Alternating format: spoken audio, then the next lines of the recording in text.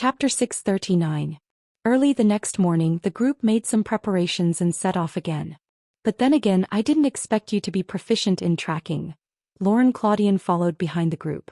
Seeing that Su Xinxing and the others chose a direction and moved forward without any hesitation, he could not help but sigh. As far as I know, only some mercenaries who were born hunters are good at tracking. Previously, when I saw your skills, I thought that you were from the elite army like the royal guards. Ah yes. Su Xinxing was stunned for a moment, but he quickly put on a matter-of-fact expression. For us, this is just a basic skill. To be honest, a few years ago, not long after he transmigrated to Auravia, Su Xinxing had indeed learned tracking skills from his former mercenary comrades. But that was old history. After obtaining the shining sacred sword, he had never done any tracking work again. It was the same now. He was just following Charlotte. Anyway, with her perception, there was no need to worry about not being able to find the target. In fact, if Charlotte was not determined to play some role-playing game, it would only take a moment to find the thieves who stole the golden apple. Under the perception of the divine maiden, even if the group of thieves escaped thousands of miles away, it was no different from running naked in front of them. Is that so? But from what I've seen and heard from the nobles, even the grand knights in the king's city can't do what you do. Lauren Claudian muttered with some doubt. It had to be said that timid or cautious people were often the most sensitive and could detect something unreasonable first. If this was the set of a horror movie or mystery drama, then this guy would probably be the first victim. Fortunately, although Su Xinxing and the others had a headache with this guy's sensitivity, they did not really want to kill him. Compared to that, Charlotte seemed to have the same idea, so while leading the way, she straightforwardly changed the topic. I want to know more about your golden apple. Hearing her mention this, even Whaler, who was still a little absent-minded, pricked up his ears. Emily, on the other hand, subconsciously swallowed his saliva. As for the golden apple, it was actually Ms. He Wangwan who gave it to me. She asked me to bring it to the top of Mount Immerse. Lauren Claudian seemed to be hesitant about telling the truth, but in the end, Su Xinxing's display of strength yesterday, as well as his current situation, made the knight, who was considered a smart person, choose to tell the truth. But didn't you say that there was nothing on that mountain top, only a vast expanse of white snow? Whaler couldn't help but ask. After the conversation last night, he already believed Lauren's past experience. Therefore, somewhere in the boy's heart, he was probably waiting for Lauren to tell him that the empty Mount Immerse was just a hoax made up by him. That's right, it is indeed a vast expanse of whiteness. But Lauren mercilessly shattered the boy's fantasy. So when Ms. He Wangwan gave me the golden apple and told me to climb Mount Immerse again, I was also very confused. From what you said, the lady called He Wangwan seemed to have answered your doubts. Su Xinxing, who saw that Lauren seemed to want to gloss over this topic, interrupted at the right time. That's right. This time, Lauren was silent for a longer time, but in the end he sighed and said, as if admitting defeat, the whole story started from more than 200 years ago. Hearing this, Whaler subconsciously tightened his grip on the strap of his bag. In the wooden box in the bag, there was also a letter that had been kept for more than 200 years. I believe you also know that it was the era when the Supreme King Alan Beerbohm unified the whole world and created the first and only unified dynasty in history. Lauren Claudian took a deep breath and then began to narrate. The king, who now only exists in myths, is said to have met a real god. It is precisely because of this that he was able to turn the tables in just a few years, defeat all the other warlords and become the king of the world. He told the story very well. It was full of rhythm and cadence, giving Su Xinxing the illusion that he was listening to a storyteller. If it was an ordinary person, they would probably only treat it as a myth. But when he heard the word God, Su Xinxing couldn't help but look at Charlotte. But after the fall of the Supreme King Alan, the Beerbohm dynasty quickly declined. The reason was that the god who protected them left. Lauren didn't notice the abnormality of Su Xinxing and continued. It was precisely because of this that the Beerbohm dynasty was finally destroyed by the iron hooves of the barbarians. But what does this have to do with the golden apple? Su Xinxing asked. That's related to a secret that hasn't been spread among the people. The knight replied calmly. Legend has it that the gods live on the top of Mount Immerse. The golden orchard should be a misrepresentation of this secret. Well, actually, it's not a misrepresentation. Does the golden orchard really exist? Whaler asked hurriedly. Is the golden apple delicious? Emoli opened his mouth and asked. Lauren Claudian was dumbfounded by Mo Lee's question. After a while he decided to ignore this lowly. Although I didn't see it the last time I went to the top of Mount Amos, there should be such an orchard somewhere on the mountain. That golden apple is the best proof. He paused for a moment, then continued. According to Ms. Huanglon, I'm afraid that only those who possess the token of the Supreme King Alan Beerbohm can enter the golden orchard and pay respects to the Lord God. And the token is the golden apple that has been passed down from generation to generation in Ms. Huanglon's family. That lady is the only descendant of the Supreme King Alan Beerbohm, who lived incognito from that era. I see. So that's why those guys came to snatch the golden apple. Weiler showed an expression of realization. Although it's a bit disappointing, I'm afraid you were deceived by that, Ms. Huanglon. Suddenly Charlotte said coldly. What? Lauren Claudian couldn't react for a while. The secret you mention, I've actually heard of it. Don't be in a hurry to refute. If it's really a secret, the other party wouldn't easily tell you, someone who isn't very familiar with you, right? The secret I heard is a bit more complicated. The golden apple is indeed very important, but it's not the key to opening the golden orchard. The key to opening the gate to the orchard. Charlotte looked at Weiler, who was still in a daze. It's the real descendant of the Supreme King Alan Beerbohm. Chapter 640. Are you saying that Miss Crane Huanglon isn't a true descendant of the High King? Lauren Claudian asked in surprise. Who knows? I'm just telling you what I've seen. Charlotte brushed him off with a smile. Then why would she bring me the golden apple to Mount Amos? The knight muttered to himself before showing an expression of sudden realization. Could it be that that's just your imagination? But before he could finish, he was interrupted by the divine spirit girl. Is that so? I think so too. Thus, the knight, who had been showing an exaggerated expression, quickly deflated. The journey continued. Su Shinxing glanced at Lauren, who was walking at the end of the team, and Weiler, who was comforting him. He then asked Charlotte in a low voice, So, what's the actual situation like? Didn't I make it clear? Charlotte replied with a wicked smile. How long do you think I've known you for? Su Shinxing sighed helplessly. When you were talking to that guy just now, your expression was exactly the same as when you tricked me into eating Meridia's cooking. As expected of Shiwei, you've been exposed. Because after that, Meridia's cooking had such a huge impact on my worldview that it left such a deep impression that I couldn't forget it even if I wanted to. Su Shinxing sighed. Most people would only make charcoal, arsenic, or nitroglycerin even if their cooking fails. I would just close my eyes and munch on it. But Meridia's cooking is more like creating some indescribable creature than cooking, isn't it? This is the first time I can clearly feel the other party wriggling in my stomach after eating. That child clearly doesn't have the talent for cooking, but she still likes to do it. At that, even Charlotte couldn't help but grumble. Not long ago, after her kitchen exploded in her divine kingdom, a strange religion called Cthulhu suddenly appeared in my world, along with many mysterious creatures. It took me a lot of time to clean up those things that are even more stubborn than the stains on the stove. That's a disaster. Well, didn't you stray from the topic? Su Shinxing was halfway through comforting Charlotte when he realized that the topic had gone off track. Don't try to get away with it. What's going on? Don't worry, it's just a little trick between mortals. Just treat it like a stage play. Charlotte replied with a smile. And there's no use for you to worry. Although I have a general idea of what's going on, if I don't wake Moridia, I won't know the specifics. And if I want to wake Moridia, I'll need Zowan's help. Speaking of which, the goddess devices you lost are called Zowan and Juro, right?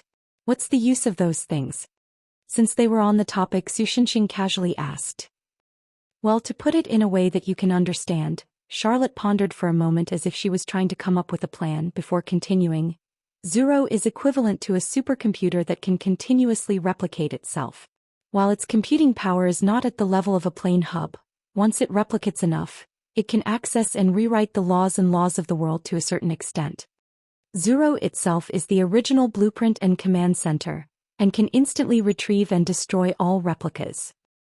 Zowan is like a universal error-correcting device that can monitor the world's root information or the operating information of other goddesses' devices, and correct errors and bugs. Because of that, it also has the high-level clearance to hack into the world's root and even other goddesses' devices. although it's one level lower than me and Meridia's highest clearance. After listening to Charlotte's description, Su Xinxing facepalmed and sighed. Isn't that a rather troublesome combination? At first glance, the two things seem to contradict each other. Zuro could rewrite the world's information and Zouwan could change the information back. But in reality that was not the case. It was true that Zuro recklessly rewrote the world's route, and it was easy to mismatch the existing information and eventually create errors. But Zouwan could correct the errors and bugs. To put it more simply, Zouwan subtly changed the falsehood created by Zuro into the logical truth. For example, the original standard minute was reduced by 1 second after being rewritten.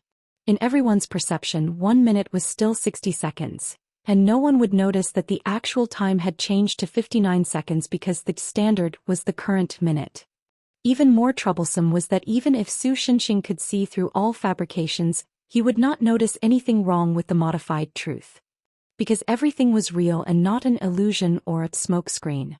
It was a logical fact that did not feel out of place.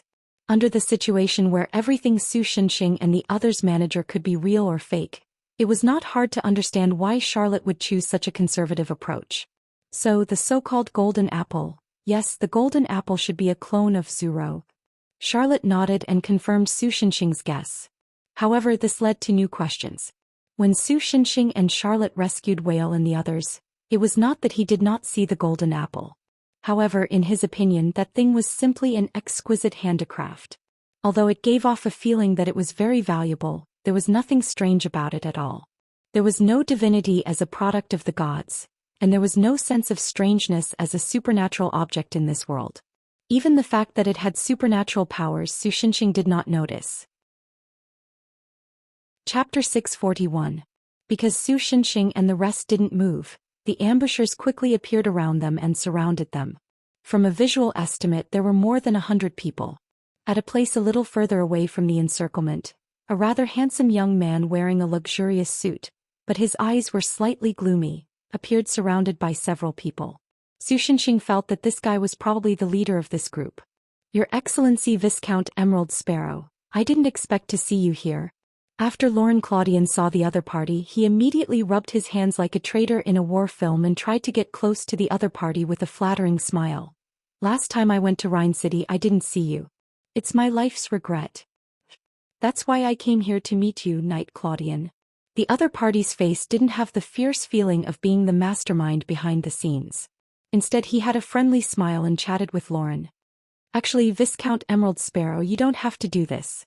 If you want to see me, just say the word. Lauren winked at Su Xinxing and the rest, wanting them to find a chance to escape.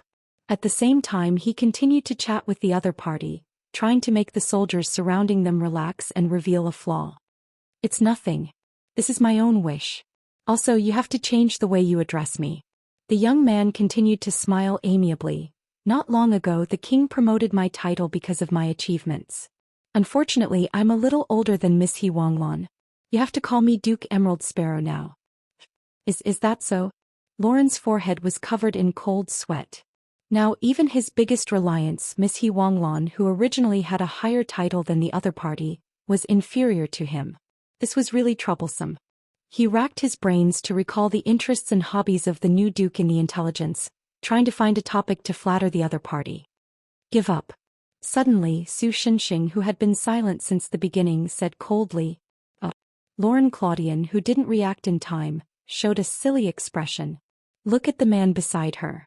Su Xinxing continued to remind him. The knight looked in the direction he was pointing at and found that one of the people surrounding the Viscount was the bandit leader who stole the golden apple and escaped with an alchemy product similar to a smoke bomb. Since he allowed this guy to appear in front of us so openly, it means that he has no intention of hiding anything at all. No matter how much you try to please him, it's useless. In the end, trying to please him will only make you a laughingstock. Su Xinxing mercilessly punctured Lauren Claudian's last fantasy. I've seen a lot of bad guys like him. Humph, mercenary, you're quite knowledgeable. Tell me your name. Duke Emerald Sparrow, whose thoughts had been exposed by Su Xinxing, revealed a look of admiration. Bah. However, Su Xinxing refused. Wouldn't it be embarrassing if I reported it just because you told me to? The expression on the other party's face instantly became rather interesting. However, he did not give the order to attack directly. Instead, he looked at Lauren Claudian again. "Knight Claudian, I can give you a chance." As he spoke, he stretched out his right hand that had been behind his back, holding the golden apple in his palm. "This golden apple that you deliberately let my subordinates steal is a fake. Tell me the whereabouts of the real one and I'll let you go." After that, he threw the fake golden apple at Lauren.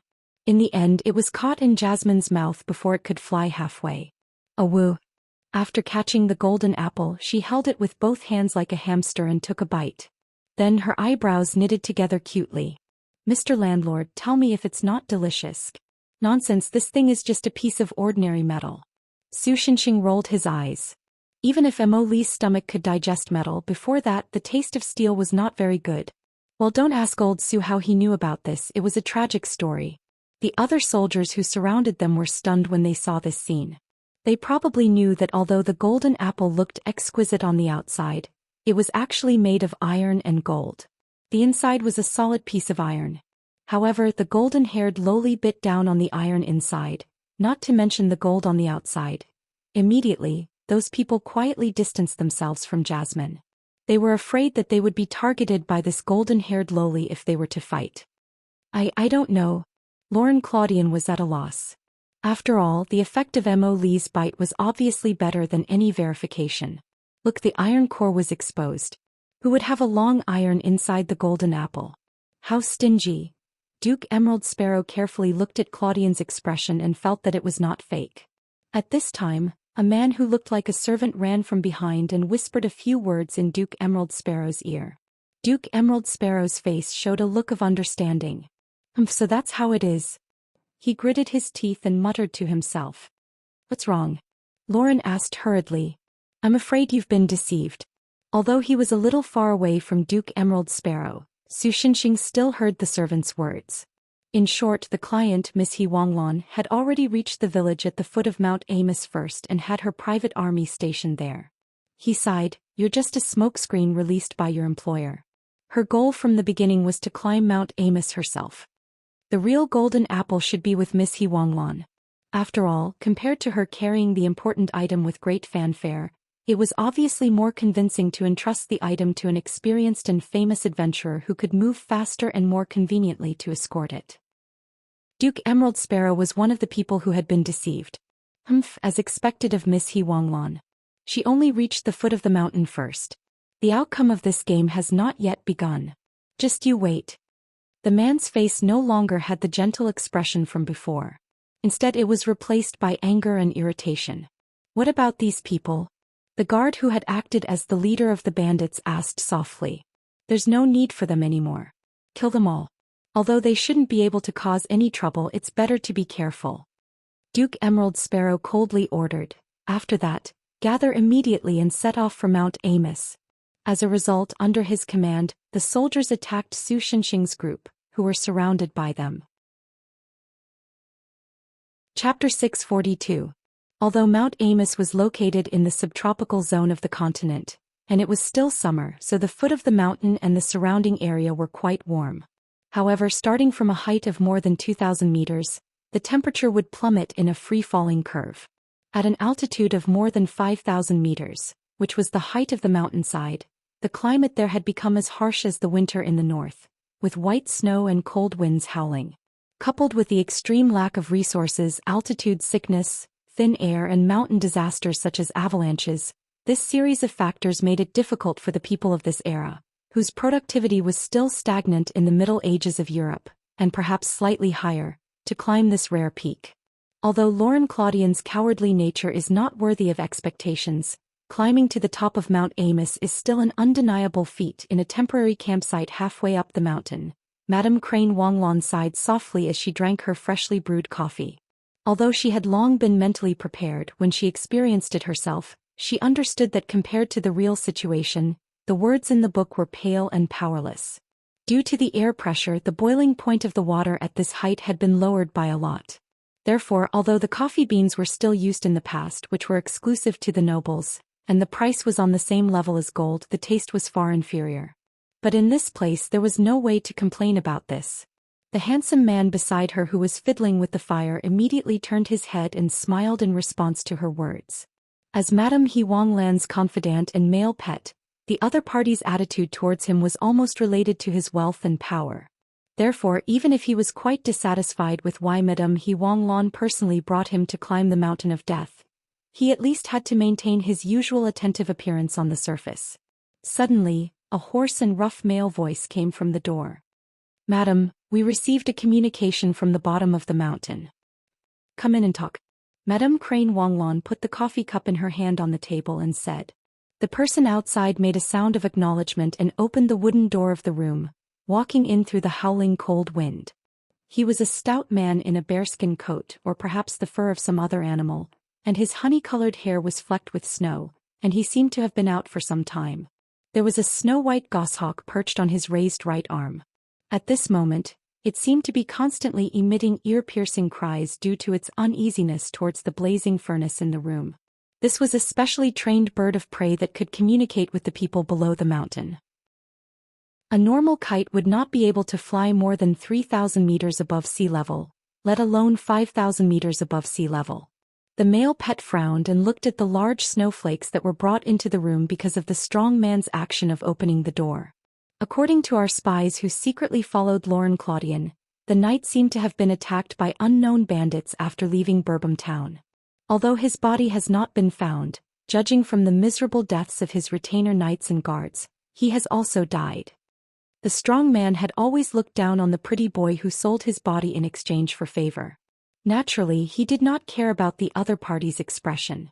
Instead, he directly reported to the person he was loyal to, Madame Crane Wanglan. In any case, Bourbon town is an important transportation hub in the territories of the lords. For their own benefits, they have long wiped out the bandits. Madame Crane Wanglan smiled contemptuously. This kind of style of doing things without any scruples after finding an excuse, other than that damned turquoise, no one else would do it. About that. The second report is related to Sir Emerald Sparrow. 2 days ago, His Majesty the King promoted Sir Emerald Sparrow to the rank of Duke because of his great achievements. But strangely, there was no mention of what that great achievements were. This is impossible. Madame Crane Wanglan was finally moved by the fact that her old rival suddenly sat on top of her head. But immediately, her expression calmed down again, but her face was terrifyingly gloomy. Forget it. If this time goes well, let alone a mere duke. She then raised her head and looked at the strong man. Is there any other information? Not for the time being. All right, you go back and rest first. Madame Crane Wanglan waved her hand and pushed the strong man away. Then she crossed her legs and supported her cheek with one hand as she quietly pondered. In her eyes, the firewood brought up from the foot of the mountain was crackling in the fire. So, what did you do to suddenly jump 3 ranks to become a duke? Su Shenxing curiously asked the bruised and swollen Duke Turquoise. Even if he suppressed his strength to a normal person's level, Su Shenxing and the other 2 really had no difficulty in subduing 100 people. The only difficulty was that there were still 2 burdens. The knight was still fine, but if Whaler was killed in the chaotic battle, it would be awkward. It was just like playing Warriors of the 3 Kingdoms. He killed his way into the enemy's camp alone and almost killed 1,000 people. However, the main commander of the camp was killed and the result was still a loss. In short, because the scene was too bloody and tragic, let's skip that battle for the time being. In the end, all the enemy troops were humiliated by the enemy, so I went to take off their clothes. Duke Emerald Sparrow, who had been desperately pretending to be Beep, was also captured alive and brought to Mount Amos as Su Shenxing's spoils of war. It's an aphrodisiac. Duke Turquoise struggled for a long time and finally decided to admit defeat. His Majesty has always been bad in that aspect. Because of this, his relationship with the Queen is somewhat strained. Coincidentally, I obtained a very effective aphrodisiac from an alchemist. After I made the finished product and presented it to the king, my title was promoted. I suddenly feel worried about the future of this country. Lauren Claudian said with a speechless expression. How did you know that the aphrodisiac's secret formula was very effective? Su Shenxing looked at the problem from a more tricky angle. Duke Turquoise immediately lay on the horse's back and pretended to be a dead dog. Oh, we're finally out of the forest. At this time, the voice of Whaler, who was walking at the front, was heard. Then the scene in front of Su Shenxing suddenly became clear. A strange light seemed to illuminate the entire sky. The continuous mountain range stretched between heaven and earth. Among them, there was a particularly astonishing and majestic snow-white peak that was like a sharp blade that attracted everyone's attention. That was the end of their journey, Mount Immerse. Chapter 643. The cold wind howled and the snow froze the air. We're finally here. Lady Huanglan's face, which used to be radiant, now looked very pale. Because the temperature was quite low, white mist would come out of her mouth and nose every time she breathed. The low air pressure and the rapid breathing caused by the strenuous exercise made the white mist feel continuous. Even with the help of many retainers and servants, it was still too difficult to climb the mountain that was more than 10,000 meters high. Many of the people who looked quite strong on normal days ended up becoming a burden to the team, and Lady Craneshirt's pet even froze to death halfway. If it weren't for her obsession since childhood and the road sign left behind by Lauren Claudian when he first climbed the mountain, Lady Craneshirt would not have been able to reach the top. However, putting aside the difficulties and obstacles during the climb, the moment she reached the top of Mount Immerse, she felt a great sense of loss when she saw nothing but snow, blue sky, and white clouds. My lady, the burly man was one of the few who reached the top of the mountain. He probably felt Lady Craneshirt's hesitation, so he said in a rough voice, "Look at how flat the terrain is. It's most likely not formed naturally. There must be something else." "Of course I know." Lady Craneshirt gritted her teeth. After all, Lauren Claudian had already proven that there was nothing at the top of the mountain. Legend had it that one needed the blood of the golden apple and burbum to open the secret realm where the gods lived. It was normal to say that there was nothing at all at the top of the mountain. Lady Craneshirt stood up with the help of her retainers and took out the golden apple from the leather pouch she carried with her. Judging from the outer texture, it was exactly the same as the one in Lauren Claudian's hand, but the inside of this real golden apple seemed to have a built-in LED breathing light. Waves of light blue light constantly flashed from the texture. For the people of the Middle Ages, this incredible phenomenon was considered a miracle. It was also because of this that Lady Craneshirt and those who had seen the golden apple firmly believed in the legend.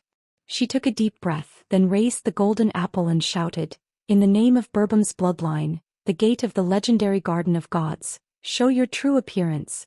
The cold wind mixed with snowflakes blew past, but nothing happened. Mrs. Huanglan looked at the golden apple in her hand in a daze.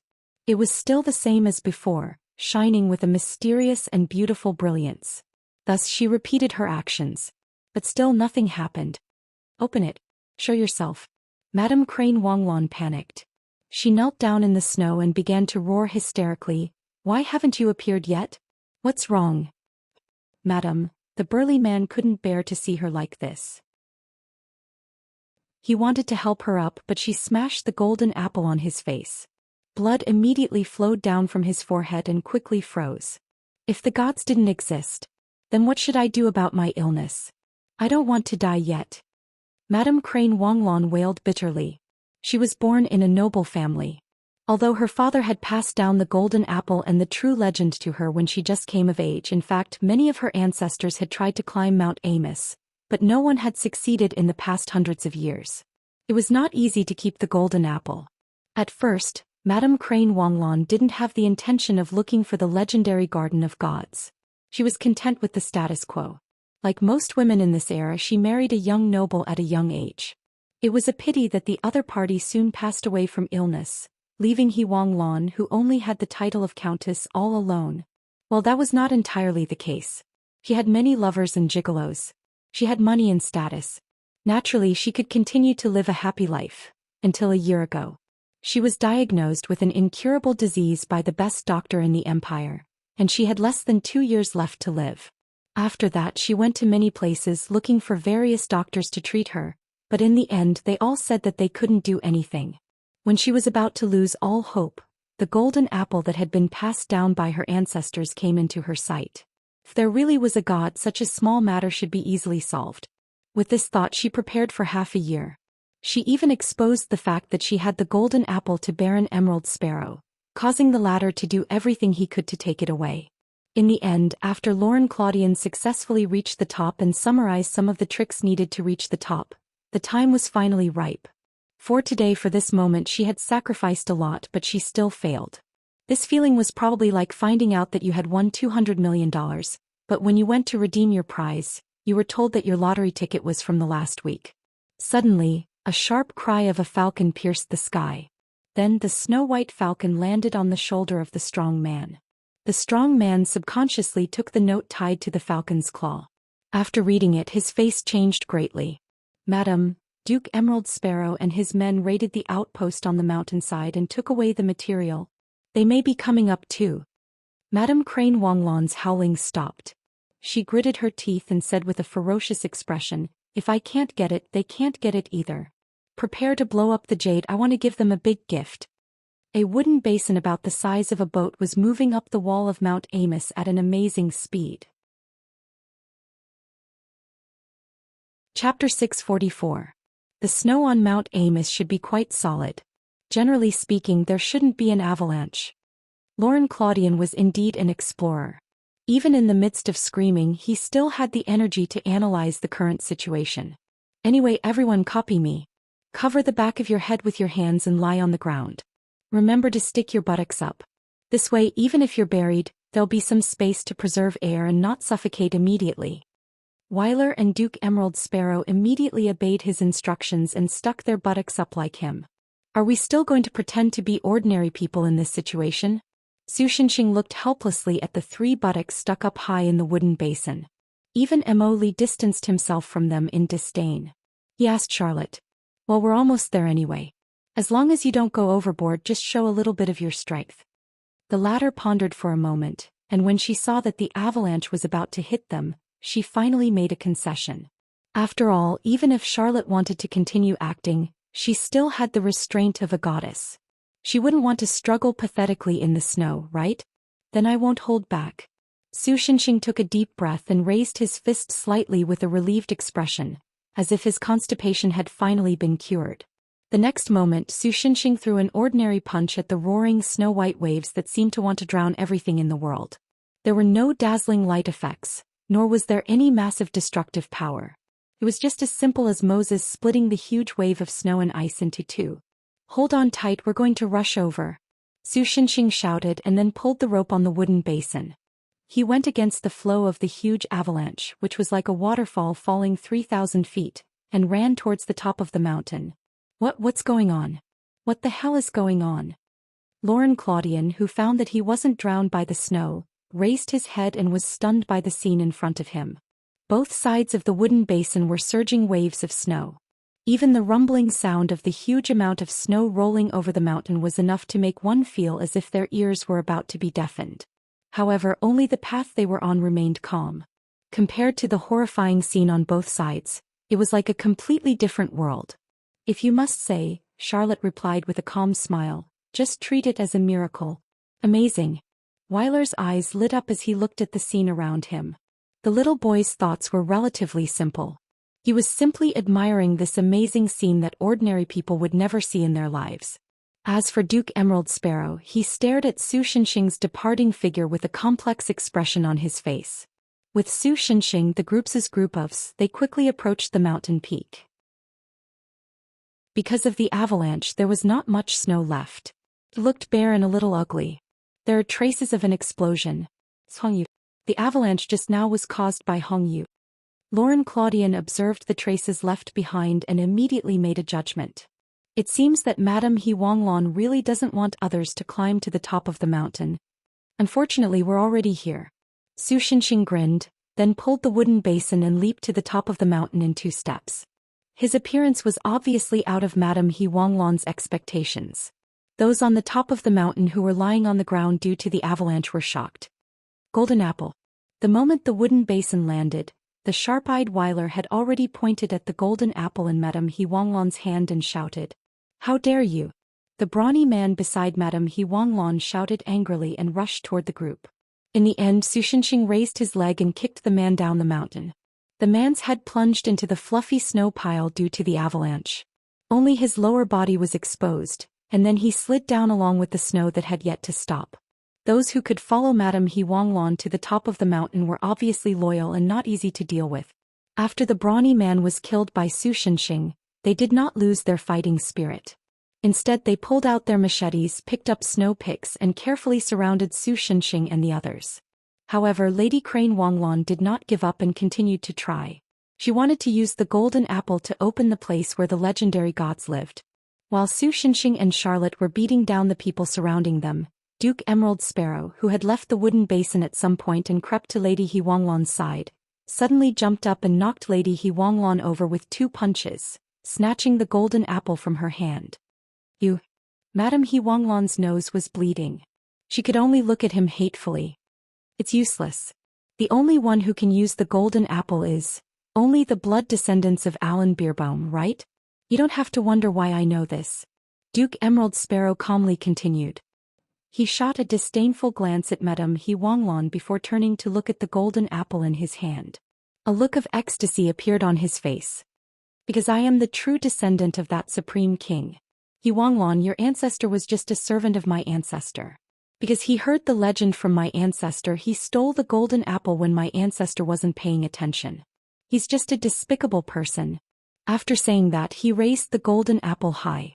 As if in response to his actions, the tremors of the avalanche stopped. Some faint sunlight appeared in the sky and fell on Duke Chui Kai and the golden apple in his hand, shining brightly. "As for you, I will repay you for the humiliation you've caused me." Perhaps the Duke had gained a great deal of courage from the light, but his gaze landed on Su Shenxing and the others, who had already taken care of Lady He Wanglon's servants. "Don't worry. Since you brought me the golden apple, I will at least spare your lives." Su Shenxing didn't move. He just looked at Charlotte with the "this is the good show you were talking about?" look. Charlotte's expression was even more direct. She seemed to have already regarded him as a dead man. Emily was still calmly eating, as if he didn't care about what was happening outside and only focused on eating the jerky. "In the name of the descendant of Beerbaum, God's garden, open the door to me and listen to my wishes." Duke Chui Kai didn't delay any longer. He raised the golden apple and shouted loudly. The wind and snow stopped at this moment. The light of the sun pierced through the dark clouds and turned into thousands of rays of warm light that scattered on the ground. However, other than that, nothing else happened. Duke Chui Kai was stunned for a long time. He unwillingly tried 2 more times, but the result was still the same. Thus, he silently put down the golden apple and covered the back of his head with his hands. He lay on the ground and stuck out his butt. "Please don't hit my face." Chapter 645. Why? Duke Emerald Sparrow, whose face was swollen and bruised, was tied together with Lady Crane Wanglon and thrown to the side, muttering unwillingly, "I'm clearly the descendant of Beerbaum. Why is this happening?"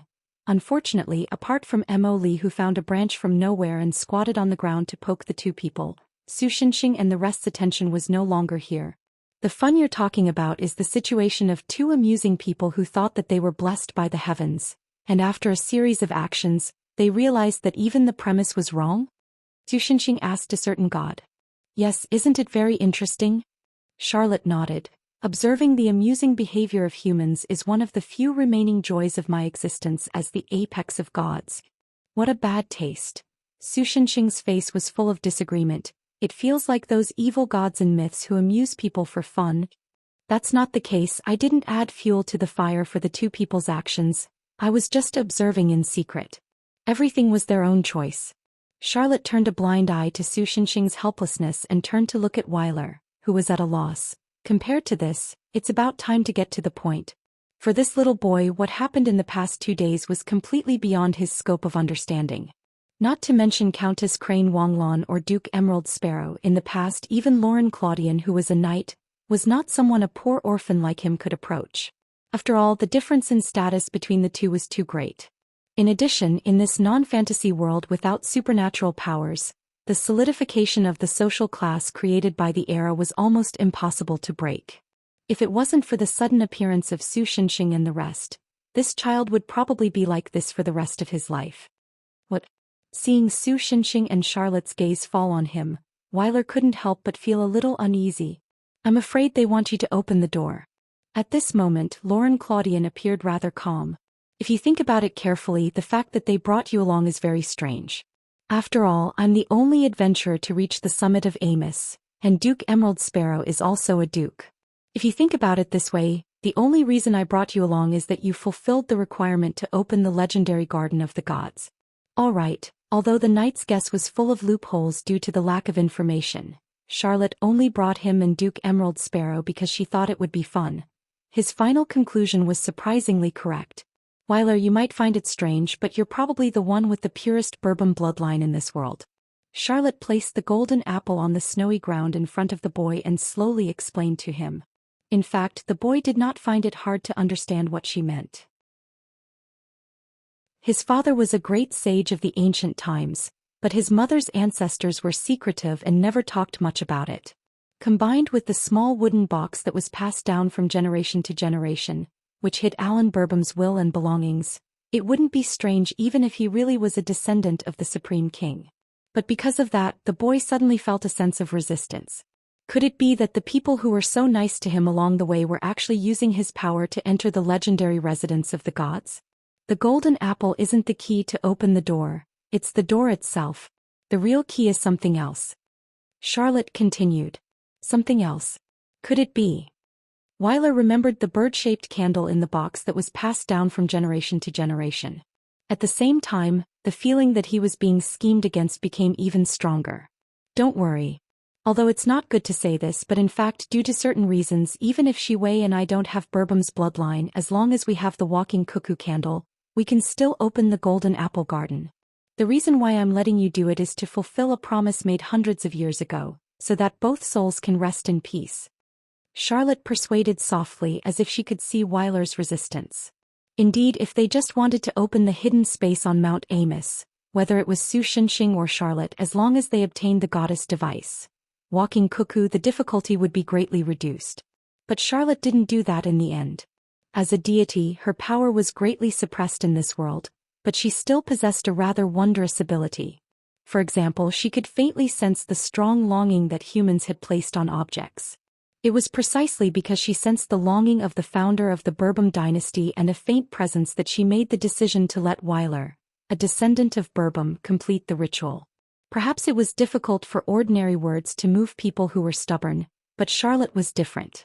Even though she wasn't in her complete form when she was serious, her words were like the words of a god, possessing magical power. To a mortal like Wyler, it was no different from a wake-up call. I know. So the young boy nodded and took out the candle from his backpack. But soon he was dumbfounded in the howling cold wind. But how do I light a fire in this place? Even if there was, the ultra-low temperature and howling cold wind would extinguish it in seconds, let alone the lack of a suitable starting material. Do you really need to light a fire? Charlotte didn't comment and continued to ask gently. Alan Bourbon's last wish was. An idea flashed in Wyler's mind. Then he stuffed the candle into his pocket and used his gloved hands to dig on the ground. Although the accumulated snow on the mountaintop for tens of thousands of years was still snow, the long years of wind and rain had already solidified it as solid as ice. Even after being blasted by Lady Crane Wonglon, there were only a few cracks. One could imagine how difficult it was to dig on such a thing with bare hands. Not only that, but this mountaintop was more than 10,000 meters above sea level. The thin air made breathing difficult, and even ordinary and insignificant movements would cause fatigue several times more than usual. I'll help. Lauren Claudian wanted to help Wyler, but was stopped by Su Shinxing, who was instructed by Charlotte. This isn't something that others can interfere with. Hundreds of years ago, Alan Bourbon failed to fulfill his promise with Zhou Wan. His regret and longing before his death passed through time and space at this moment, and entrusted it to his descendant. This was an obsession that belonged only to him. His hands were clearly numb, his breathing was difficult, his physical strength was exhausted, and his body temperature was gradually being taken away by the cold wind. But Wyler still didn't stop. He just knelt on the ground and dug the ground covered by tens of thousands of years of ice and snow. In the end, he really dug a small hole the size of a palm on the ground. But at this time, Wyler finally reached his limit. His whole body fell into the snow like a robot without power. You can't fall asleep. Open your eyes quickly. If you fall asleep in this place, you definitely won't wake up. Lauren Claudian anxiously shouted at the boy. He wanted to help the boy up, but he was blocked by Su Shinxing and the others. In fact, Su Shinxing was also sweating in his heart. He had seen many strong-willed soldiers, but those people were all trained adults. To be able to train their skills meant that they had experienced a long period of arduous training. It wasn't strange for them to have a strong will. But Wyler was just an ordinary child who didn't have any special experience other than these 2 days. To be honest, it wouldn't be strange if he gave up here. After all, there were only a few people who could grit their teeth and break through their limits. Just when Wyler didn't move for a long time and even Charlotte was about to give up, the boy suddenly moved. He didn't seem to have the strength to stand up again. He just slowly and shakily put the Zoan candle into the hole, and then weakly pushed the pile of ice he dug out back into the hole. But it was enough. The golden apple seemed to have turned on vibrating mode, and it trembled violently. The next moment, a blue beam of light spewed out from the golden apple and rushed into the sky. Then a burst of white light shrouded the entire peak of Mount Amos. At this time, in the eyes of the people at the foot of the mountain and in the vicinity, Mount Amos had turned into a huge world tree. The originally towering peak had now become a straight trunk, and the huge white light that expanded and reflected in the sky was like a tree crown. Countless golden light spots flickered in it like golden fruits. This scene was so shocking that it could be imagined that even hundreds or thousands of years later, this scene would still be passed down in the form of legends in this area. At this moment, in the white light, except for Charlotte, Su Xinxing and Emily, everyone else had disappeared. They weren't dead but had been isolated to another space. No, in a sense it should be Su Xinxing and the others who were isolated to another space. Because there was no doubt that they were now in the legendary divine kingdom, the Golden Apple Orchard. Thank you, sister. In the white light filled with a sense of holiness, a girl slowly appeared. She was leaning on the trunk of an apple tree, smiling at Su Xinxing and the others. If Alan Beerbohm was still alive, he would probably be able to discover that this young girl and the woman who appeared in the traveling cuckoo had the same appearance except for the different hair color, which was golden yellow. Thanks to all of you, the karma between that strand of my soul and this world has finally been resolved. The so-called karma, in the words of Immortal Cultivation, meant that there was still karma to be settled, and there was no way to leave this place in one piece. Only by settling the karma could one be free of worries. Compared to that, you didn't crash into the world? Su Xinxing looked at her in surprise. And here I thought I could only find your divine core in this place. Shi Wei was right. Your condition is too strange, Moritia. Charlotte sighed, but it was obvious that she was in a good mood. Your presence is spread all over the world, and thanks to this interference, I can't observe the essence of everything more accurately. Or rather, you didn't spread it all over the world, so why is the world filled with your presence? This matter has to be told from an even further time. That's right, from when I transmigrated to this world. Moridia did not intend to keep them in suspense. She casually explained the reason for the matter. Although Mr. Olivia and the rest of you may not have noticed it, in fact this world is a higher world that has already produced a world consciousness. I didn't feel it. Su Xinxing scratched his face. Since he did not use any world-class combat power, there was no feedback from the world itself. Still, it was rare for a purely technological world to develop a consciousness. Then when I transmigrated to this world, the world consciousness of this world was planning to destroy all life in this world. Wah. It wasn't just Su Xinxing, even Charlotte was surprised. Generally speaking, the world consciousness would not pay attention to the birth and development of life. After all, life itself was a part of the world. Although there were occasionally worlds that specifically targeted a life or its species and exterminated it, that was because the other party's development had begun to cause harm to the world itself. Normal worlds that killed all life in one go did not exist. Was it corrupted by the great demonic realm? Su Xinxing thought about it, and that was probably the only similar situation that was more likely. Only when the world consciousness was completely corrupted by the madness of the great demonic realm would it develop the idea of eliminating all life. That's not it. The world consciousness of this world is quite healthy. Moritia shook her head and revealed the answer. It's just afraid. Afraid? Charlotte tilted her head quizzically.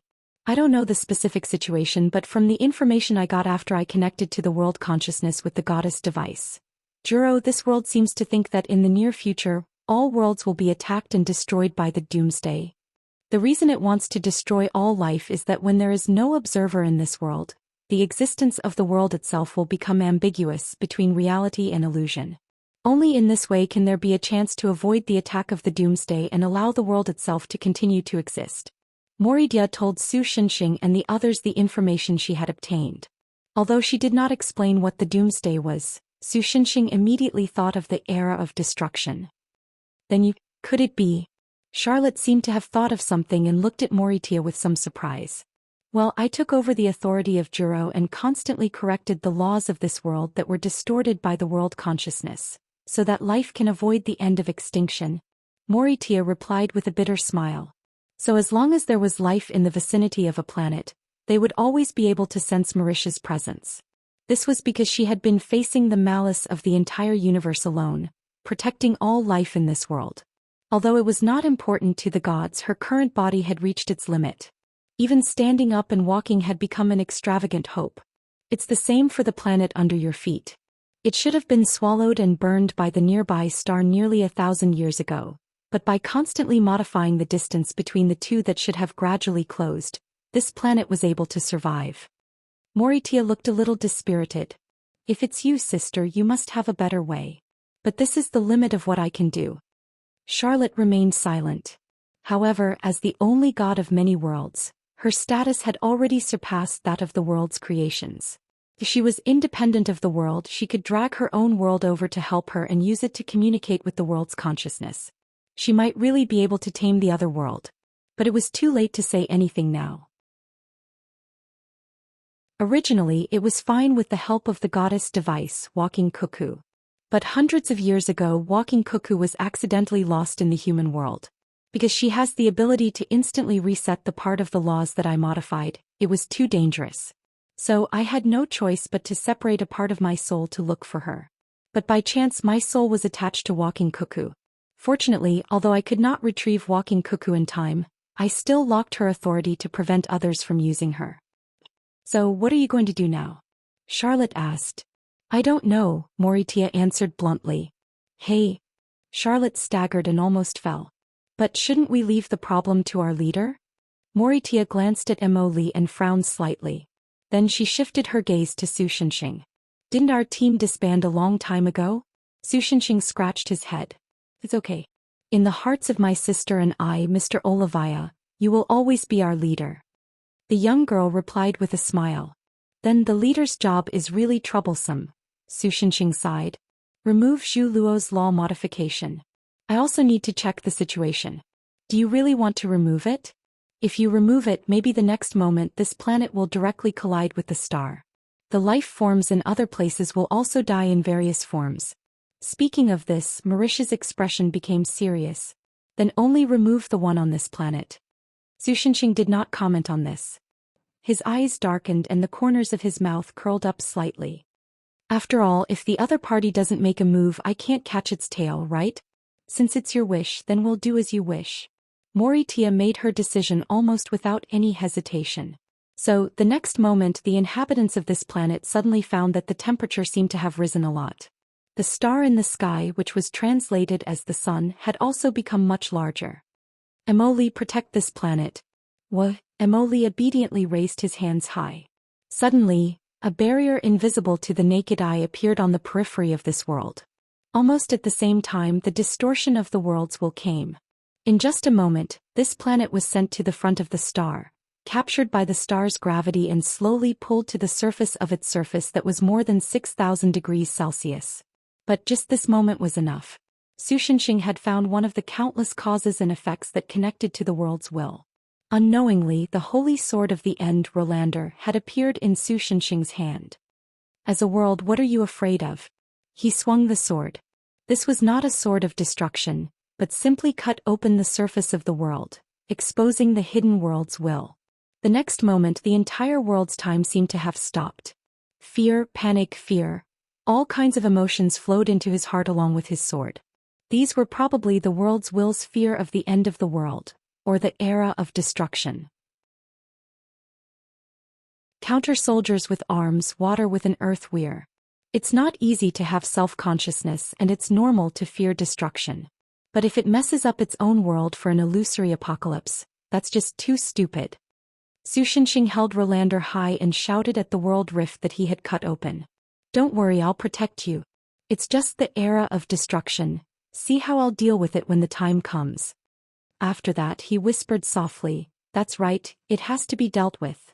The next moment, as if time had reversed, the planet under their feet returned to its original orbit.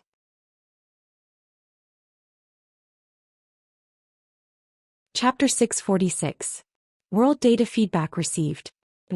In-depth analysis commencing. Standard data comparison commencing. No abnormal data found. Following Meridia's faint voice, the golden apples in the orchard began to flicker with a strange blue light. A moment later the light faded away and Meridia returned to normal. She smiled bitterly and shook her head. After being threatened by Mr. Olivia, this world really returned to normal. What is this? Bullying the weak and fearing the strong? In order to prevent this world from destroying all life, just maintaining the operation of the goddess device, Juro had already caused her to lose all ability to move. For this reason she even had to seal herself and Juro's body in an alternate dimension to prevent others from looting their corpses. However, after Su Xinxing appeared, he only needed to wave his sword and say a few words to solve the problem that she had not been able to solve for hundreds of years. Bullying the weak and fearing the strong is the instinct of living creatures. Even if it is a world after gaining consciousness, this is unavoidable, Su Xinxing casually replied. Following the heart and avoiding the harm are essentially the same thing. Compared to this, Meridia, can you still move? Charlotte asked her silly sister. Sorry sister, I might need a little more time. Meridia shook her head slightly. Using the units that Mr. Olivia is used to, it will take about 5 years. Su Xinxing was speechless. So, was there a problem with the concept of time of the long-lived species? That's a pity. I wanted to ask you to help reseal Mo Li. Su Xinxing scratched his head.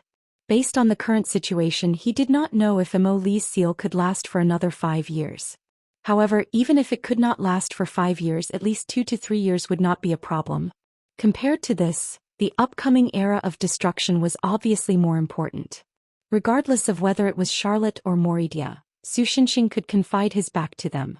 So he simply told them some information about the era of annihilation. There's such a thing? I thought that everything would be fine after dealing with the demonic realm. I was too naive. Charlotte couldn't help but frown. Actually, if you think about it carefully, there is one thing that is very strange. Meridia said aloud. This world feels that the doomsday is coming, so it wants to kill all living things in the world to avoid the doomsday. In other words, the doomsday in its consciousness refers to a catastrophe that can even destroy the world itself, right? Previously, other than the great demonic realm, there was nothing else that could completely destroy a world, so I didn't realize what this apocalypse represented. Maybe it predicted that Shi-Wei would come? Charlotte suddenly interjected. If I remember correctly, Shi-Wei once wiped out a world too, didn't he? Meridia was speechless. Although he really wanted to retort, when he thought about it carefully, an angry Su Xinxing equals the end of the world, it doesn't seem wrong. Is it that interesting to defame me? Su Xinxing was also embarrassed and complained in dissatisfaction. Anyway, we've dealt with the situation here. Let's retreat. Charlotte ignored Su Xinxing's ridicule with a perfect smile and prepared to leave with Meridia. Are we going back? When Jasmine, who had been chewing on her jerky expressionlessly, heard this, although her expression didn't change much, it gave people the illusion that she was glowing. If this was a manga, the background should have been filled with pink bubbles and little flowers. Then he threw the jerky aside and said to Su Xinxing, Mr. Landlord, I want to eat Chinese crepes. Look at this child who has been trained by old Su eating such commoner food. No problem. Su Xinxing, who was in a good mood because he could finally go home, gave her a thumbs up. No problem. About 50. Emily cheered. And so old Su began to pretend that he was deaf. By the way, are you planning to go straight back to the Divine Kingdom? He asked Charlotte, who was snickering beside him. Didn't you say that you don't want me to live a mediocre life like I am now? Yes, this trip has made me understand that even if you want to live a mediocre life, it won't be that easy. I'm afraid that all kinds of troublesome things will come to you one after another. Charlotte said with a smile. You've really seen through it all. Speaking of this, Su Xinxing felt a wave of helplessness. He always felt that he had been experiencing all kinds of messy things. That's for sure. If you are a person who has no sense of responsibility and can really turn a blind eye to all the misery in front of you, then you can naturally live a mediocre life. But you are different. Even if you look forward to the happiness of ordinary people, when you see some injustice, you can't help but intervene because of a sense of justice or other reasons, right? Charlotte's smile looked as cunning as a little fox's. After all, you were once a savior.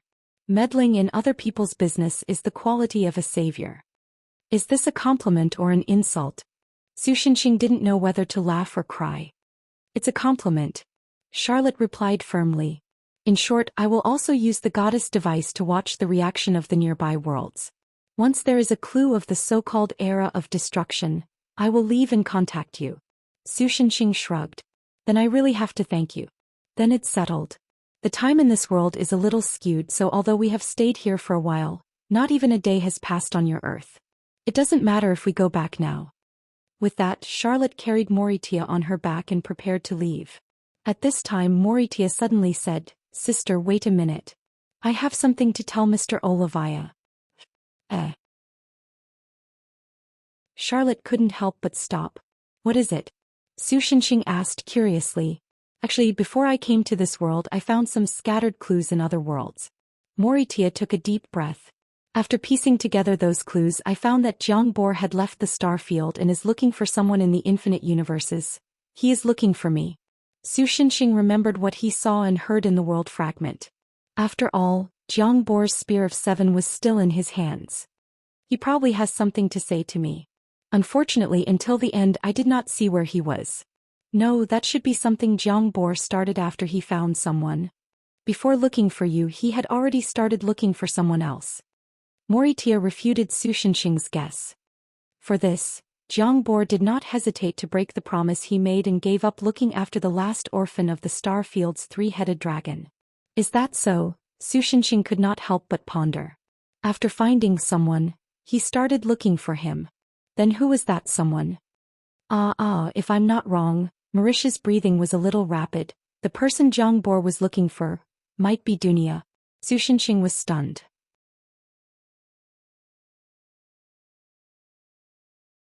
Chapter 647. Careful. Su Shenxing came back to his senses and found that Song Yu was looking at him worriedly. What happened? Why have you been in a daze since you came back? The girl asked with concern. It had been 3 days since they found Moridia and returned to Earth. During these 3 days, no matter what Su Shenxing did, he would often be distracted, so it was normal for Song Yu to feel worried. It's nothing. Don't worry. Su Shenxing smiled perfunctorily. However, what Moridia said before she left kept replaying in his mind. Dunia is still alive.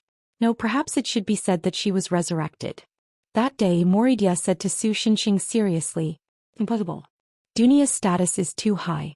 Even if we use some things in the world that have the ability to resurrect, she can't come back to life. Su Shenxing said with a conflicted expression. He was full of hope but afraid of hearing fake news, so he couldn't believe it. That's right.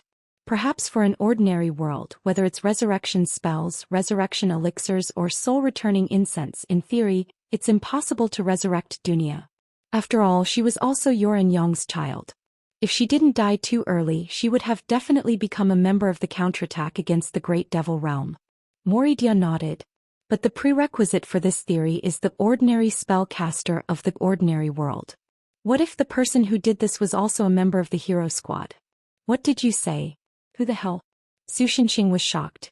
Putting aside the 7-person team that counterattacked the Great Devil Realm, there were more than 20 people in the hero squad before that. Although they couldn't do this in the past, it didn't mean that they couldn't do it now. After all, those people were the elites of the world. To be honest, even Su Shenxing wasn't sure how strong they had become in the past few years. Although it's just my speculation based on the clues in Jiang Bor's notes. Jiang Bor seems to think that the person who did this is Anton Helbart. Moridia waited for Su Shenxing to calm down a little before answering. If it's that guy, more than 9,000 worlds had gathered together and successfully counterattacked the Great Devil Realm. There were a total of 7 people in the Brave Squad. The peerless hero Su Shenxing, the Silver Dragon of Origin Song Ashua, the goddess of twin children Charlotte Moriarty, and the darling of the world Jiang Bo Kompancheth. Anton Helbart was one of the remaining 2. She was the strongest bestowment warlock in history, the hero's brain trust, and a powerful person who could create laws and mend the world with just support magic. It should be known that in the early days of his time travel, Su Shenxing's strength was not strong enough to beat everything. He was also racking his brains because of the intrigue in the Human Alliance army.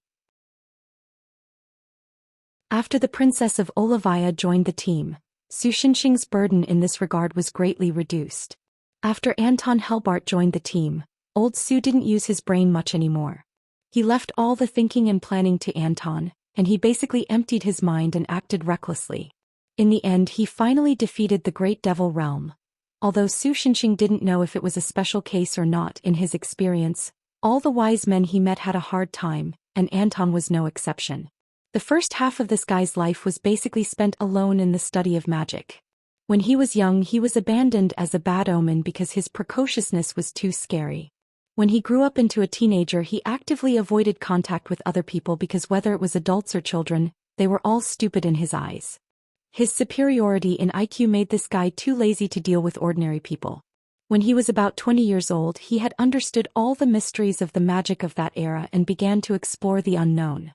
In this situation where he maintained absolute rationality for many years, he gradually lost his human emotions. In fact, until later when he gave the mission description, he basically started with, "Sorry, I don't understand people's hearts, so the following plans are all based on calculations." However, when Su Shenxing finally persuaded this guy, in fact this guy wanted to go to other worlds to obtain new knowledge and thus hitched a ride with Su Shenxing, to join the team and defeated more than 9,000 lattice worlds, Anton met his love. She wasn't a human but the world consciousness of a lattice world. Regardless of how the two of them got along, Anton had indeed gradually regained his human emotions because of the world's consciousness. After that, Anton even looked for Su Shenxing alone, hoping that Su Shenxing could let him leave the team and settle down in that world. Of course, Su Shenxing agreed. Unfortunately, that world was one of the first lattice worlds captured by the Great Devil Realm and had long turned into the shape of the Great Devil Realm. Even though Su Shenxing and the others defeated the Demon King's army inside the world eventually collapsed because the Great Devil Realm absorbed too much of its origin energy. That was why Anton's strategy was more radical when he counterattacked the Big Devil Realm, and the hero team was almost annihilated. After Su Shenxing finally defeated the Great Devil Realm, this guy also quickly left the team and disappeared without a trace. Anton seemed to be looking for a way to revive that world. And he seemed to have found a way. Moridia continued after Su Shenxing came back to his senses. Dunia was his test subject. However, after Anton revived Dunia, he didn't plan to take care of her. Instead, he spread the news through some channels and seemed to be looking for you. You know that Jiangbo admires you the most. After knowing this, you naturally gave up on your promise and followed the clues left by Anton to find Dunia. I see. Su Shenxing sighed. Anyway, thank you. End of memory. To be honest, if it was a normal situation, Su Shenxing wouldn't be so worried. The problem was that Jiangbo, who was once a member of the Brave Squad and could still be regarded as the peak combat power of a normal world even after leaving the Spear of Seven, was dead. The cause of death was unknown. Therefore the situation became a bit confusing. Had Dunia been resurrected? If she had been resurrected, had Jiangbo found her? And what was her current situation? It would be a lie to say that Su Shenxing wasn't worried. Otherwise, with old Su's temperament, he wouldn't have been so distracted these 2 days. Speaking of which, where's Xingyan? Why haven't I seen her in the past 2 days? Song Yu probably wanted to make Su Shenxing relax a little, so he took the initiative to talk about unrelated topics. I asked her to go to Kunlun to find Bai Zhe to help me calculate something. Su Shenxing stared blankly at the sofa where Emily was playing with the canine girl. Although I can go by myself, I feel that if I go with Emily that Lu Wu will go crazy. Is that so? Song Yu, who had never been to Kunlun, was confused.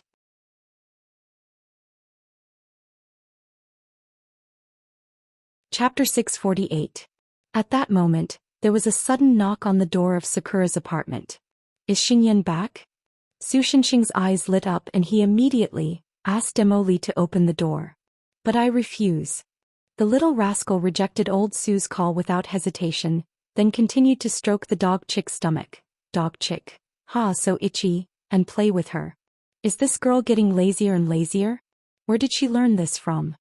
This made Su Shenxing, who was lying on the table, sigh helplessly. He didn't notice Song Yu's complicated gaze. Let me open the door. Song Yu smiled bitterly, stood up and walked towards the entrance. When she opened the door, she found that the person was not Qin Xingyan, but a black-haired lowly wearing a cap. Huh.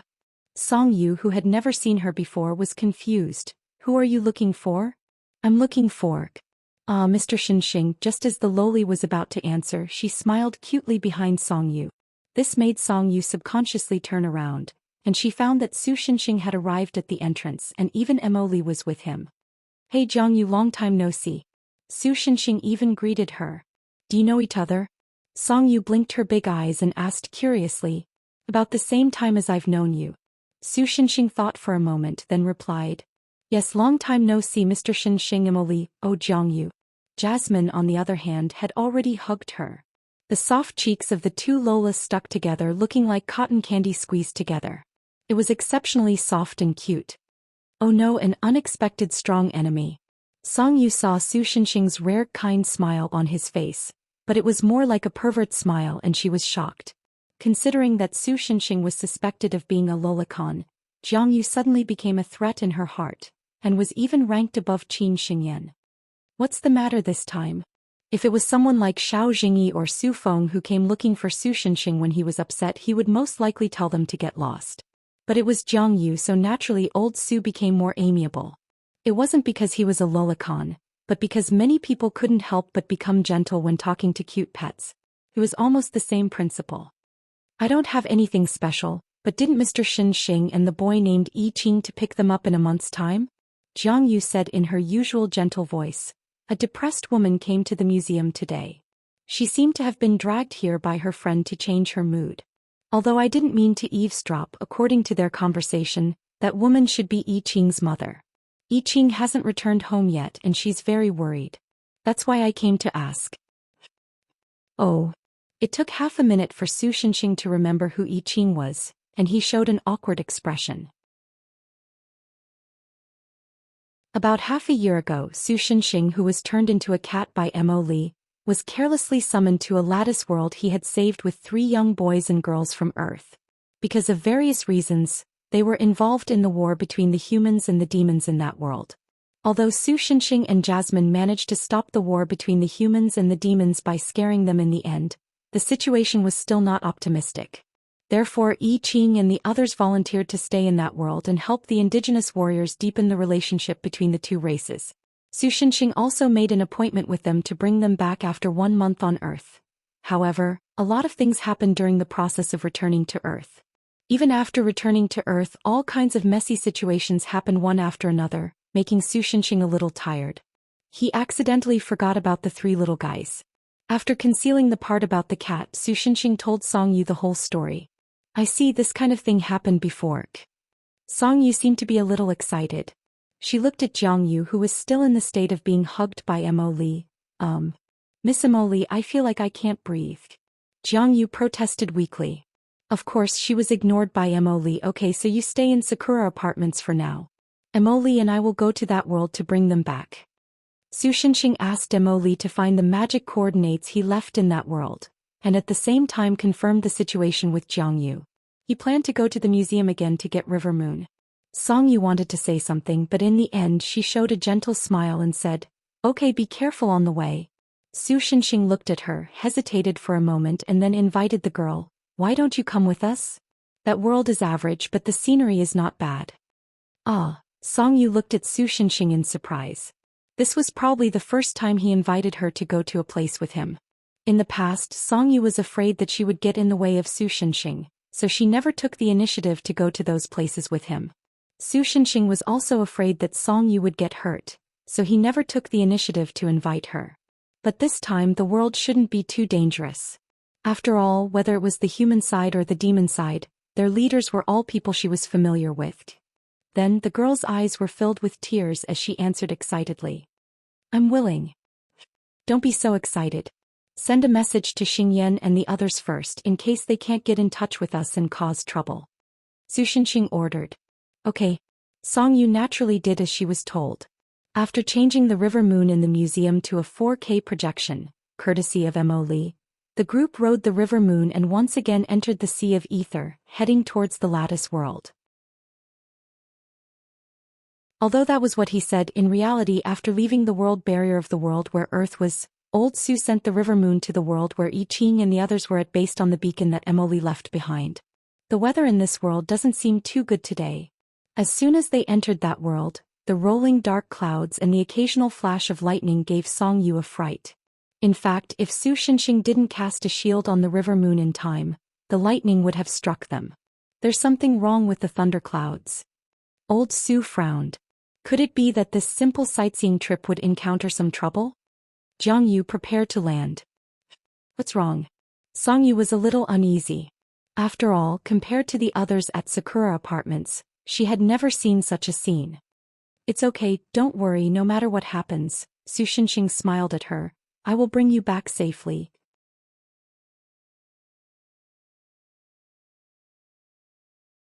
Chapter 649. On the desolate land, the northern wind blew, rolling up a cloud of gray dust. The sky was covered by strange black clouds. It was not the kind of clouds that were naturally formed, but like the internal organs of a creature, constantly wriggling and spreading malice to the area covered. The malice would condense into tangible black dust like snowflakes falling from the clouds, but unlike real snowflakes, this black dust was more deadly than strong acid. Without the protection of divine power, if an ordinary person walked under this black dust, they would be quickly eroded and infected and finally turned into a pile of dust. The change started a year ago. At that time, I Ching was still busy because of the friction between the humans and demons, and the integration of the two races was not smooth. Therefore, although Mr. Savior did not come to pick him up as promised, he did not care too much. Until one day, a dazzling meteor that could be seen even in the daytime cut through the sky and finally fell on the green field. For a time, the residents of this world were in a panic, thinking that the invader who used only a shadow to almost defeat the two armies of the humans and demons 2 years ago had finally begun to invade this world. Only a few people like I Ching who knew the inside story did not think much of it, thinking that it was just a coincidence. After all, in their understanding, Su Shinxing, who saved the world and even took the blame for the reconciliation between the humans and demons, would not do such a thing. Both sides sent out scouts to investigate the mysteries of the falling meteorite. In the end, the information they obtained was very simple. What fell from the sky was naturally not some terrifying great demon king, but a huge, sparkling and translucent crystal. In the end, the facts told them that things were not that simple. A few days after the meteor fell with the green field as the center, the whole world began to be infected by the evil power, and everything seemed to have changed. The vegetation gradually withered, animals became crazy and full of aggression. Even the humans, demons, were not spared from this disaster, and were dominated by the unknown evil power. If that was all, it would be fine. At most it would become a different world's version of Resident Evil. For people like I Ching who came from Earth and had seen a lot of zombie movies, this was not a particularly troublesome situation. What really made them feel helpless was not that humans had become walking corpses that could attack others, but that they had become like children's doodles. They did not have a definite outline, as if they were a combination of countless bad lines. They were monsters that had lost their flesh and human form. Humans had no way to defeat the enemy. Be it swords, arrows, fire, ice, lightning, or even a full-powered strike imbued with the power of a demon king or a hero could not destroy these things. All they could do was simply beat the monsters until they lost their external form, and this state that would take it most a day to recover was not even a heavy blow to these monsters. This almost invincible power also caused some strange voices to appear among the human survivors. Some of the survivors seemed to think that the humans, demons, did not become like this because they were dead, but because they had evolved to a new stage. This was a right that all humans should enjoy, and they should not be avoided like snakes and scorpions. These survivors formed a cult and began to go against the temporary government agencies formed by humans and demons to deal with the current situation. Fortunately, these people left the sanctuary not long after and were infected by the forces of the outside world and turned into monsters.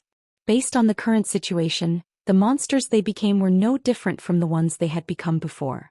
As time went by, the situation of the temporary coalition government of humans and demons became worse and worse.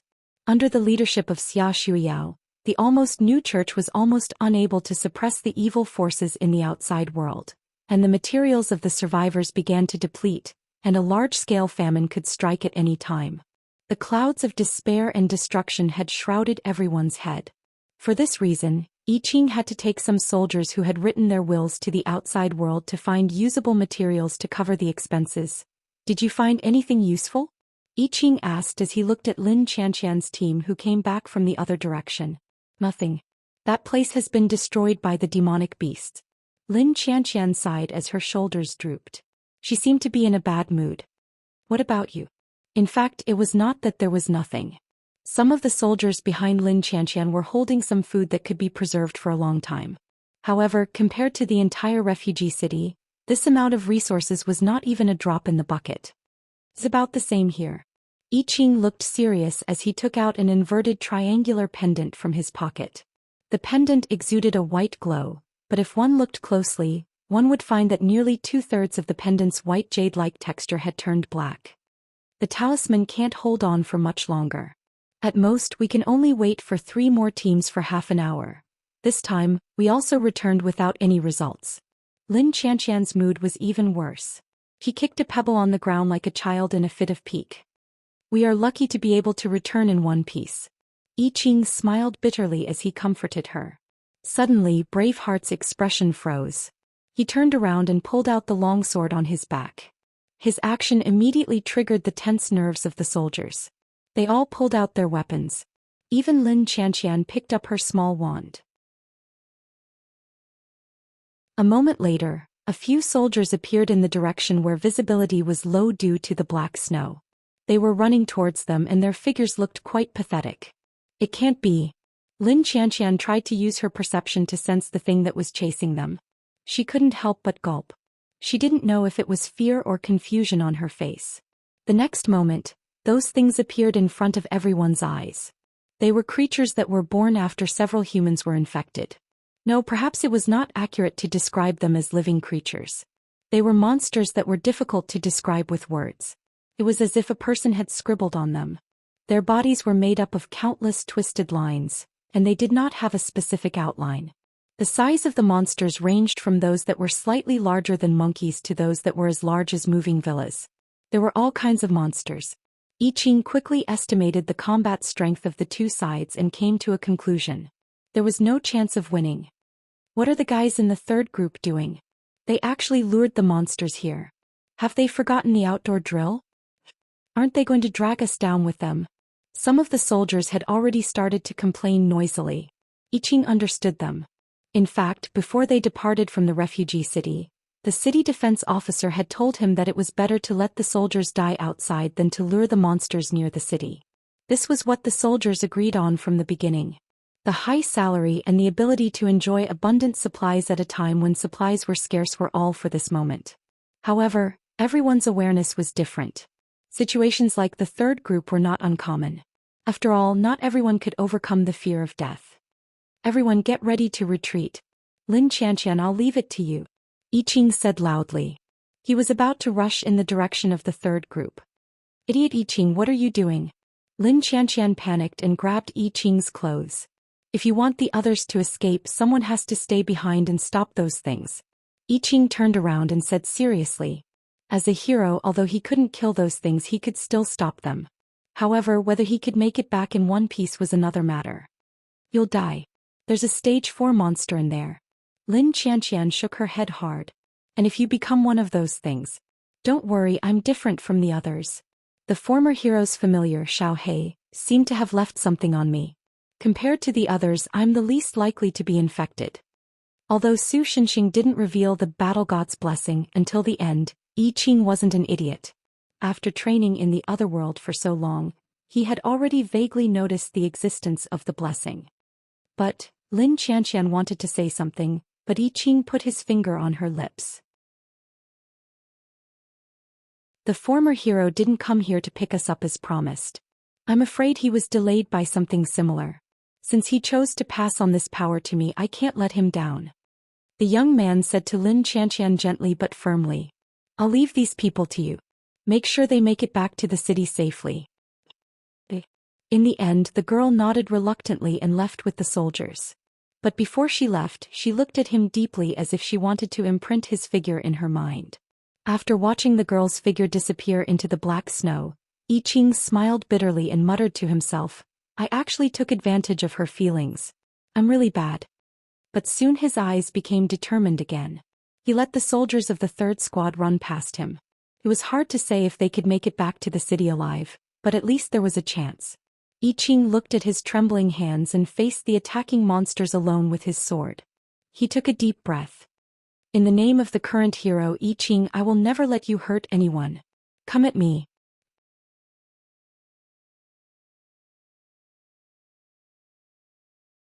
Chapter 650. The process of the battle was cruel and boring. No matter how powerful the sword strike was, it could not cut through the enemy's body. Attacking skills were also completely ineffective. Even if the enemy's appearance collapsed into a disorderly line, it would regenerate after a while. It was not an ability like enhanced regeneration or immortality. It was just that his attacks were completely ineffective. That's right. Although it looked like he was causing damage to the enemy, the fact was that the enemy was simply reacting after being hit. It was not a sign that the attack was effective. In fact, as one of the top combatants in this world, I Ching had not fought with these things for a long time. Under normal circumstances he would mostly avoid them. This time was the same. If the situation was not so critical he would not want to fight with the enemy. After experiencing the collapse of the world's order, these top combatants had long understood that the enemy could not be killed. Every time he fought with these things, it would only deepen the helplessness and despair in his heart. Many of the originally proud and arrogant combatants were defeated by the despair after realizing this. They chose to give up resisting and were infected by the evil intent, becoming one of these monsters. Cough cough. In a moment of carelessness, I Ching was kicked by a huge monster the size of a villa. Even if he used his weapon to block the monster's huge foot at the critical moment, the teenager was still sent flying by the powerful force. He bounced on the ground for more than 10 meters before he stopped rolling. He coughed a few times and felt a dull pain in his chest slowly spreading. Was it a broken rib? Before he could catch his breath, the smaller monsters had already swarmed over. They were not in an orderly manner. It was as if they were simply fighting for something. They swarmed and tried to use their strange bodies to entangle and tear I Ching apart. From this point, it could be understood that these monsters did not have an ant queen acting as a commander. This was both a good and a bad thing. The good thing was that they did not have a unified will to command them. These things' actions were disorderly and aimless. It was common for them to clash with each other. If this was not the case, all the monsters needed to do was to charge and even the most advanced sanctuary city would fall in an instant. The reason why it was a bad thing was obvious. Without an ant queen or something like that, there was no way to eliminate the entire enemy in one go. Once a person's body was touched by them, the body would immediately show signs of corrosion as if it was being corroded by black snow. It was not the decay of the body because no matter what method was used to diagnose the wound, it would come to the conclusion that the injured person was quite healthy. It was the corrosion of the soul on a deeper level. However, before they were completely contaminated and turned into monsters, many people were torn apart by these monsters. I don't know what kind of monster I am. As the pain in his chest became more and more severe, I Ching's basic offensive and defensive movements began to change. This brought about a few consecutive touches on his body. His outer cloak had begun to rot, and his exposed skin had also begun to show signs of corrosion. It was like a special kind of burn. The outer layer of his skin was dark, and the middle layer of his skin was covered with yellowish spots of new pink flesh. A tingling and itchy feeling came from the wound. It even gave I Ching the illusion that he was gradually being infected. No, I can't hold on any longer. This is my limit. I Ching sighed and tried to retreat. However, because he had stayed here for too long and the battle was quite intense, many of the surrounding monsters had been lured out. Now he was surrounded by monsters. He tried to break out of the encirclement a few times, but all ended in failure. The wounds on his body were increasing. Looking around at the densely packed monsters, I Ching finally realized that there was no way for him to escape. Looks like this is the best I can do. The young man leaned on his sword and lowered his head. The necklace around his neck also drooped because of this action, but the pendant on it had completely turned black. With a crisp sound, the pendant shattered with a bang. The protection from Xia Shuyao's holy power had completely disappeared.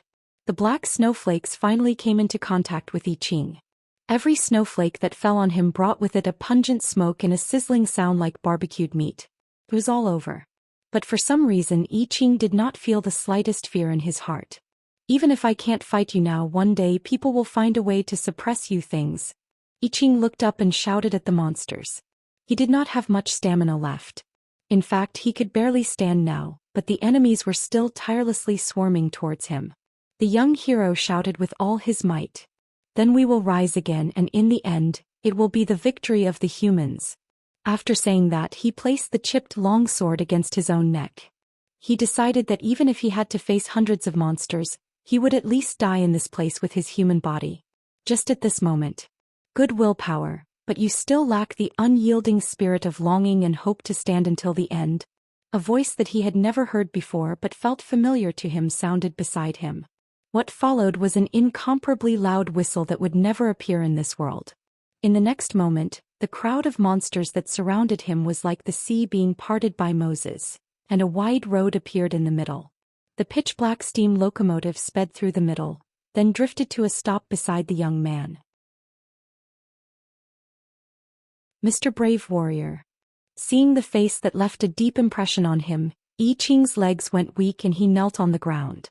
The pleasant surprise of escaping from death's door caused the little bit of strength left in his body, which was originally prepared to die, to be sucked out. His entire body was about to fall to the ground. At this moment, Su Shinxing had already appeared beside him and brought the wounded young man to Mo Li's side. Well, what happened? Song Yu was still confused by the current situation.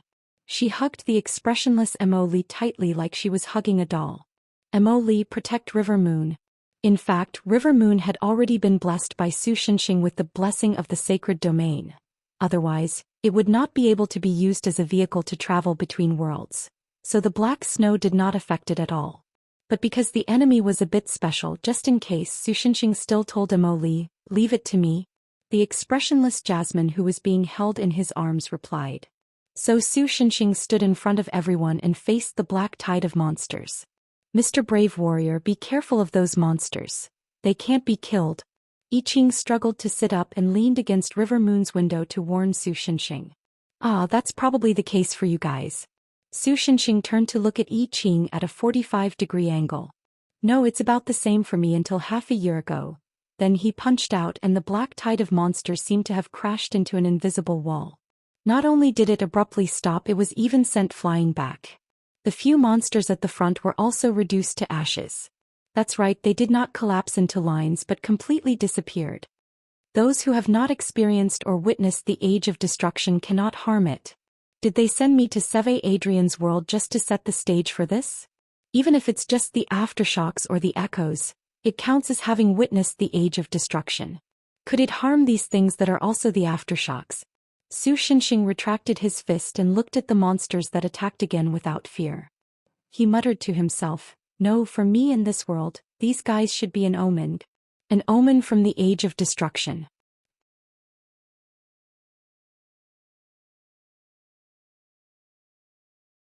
Chapter 651. With Lake Isabella at its back, Clearwater City was the world's largest refugee city. Due to the influx of refugees, Jade Water City, which was originally a major trading city, had expanded quite a bit. However, due to the scarcity of construction materials, the expanded parts of the city were similar to the slums. Thus, if one were to look down from the sky, the grayish border area, which was far larger than the main city, gave off the feeling of a spreading mold. In the center of the main city, the building that was originally used as a clock tower had now been expanded into a small castle. A white glow overflowed from the highest point of the castle, and finally formed a hemispherical shield over the city to prevent the residents of the refugee city from being harmed by the black snow falling from the sky.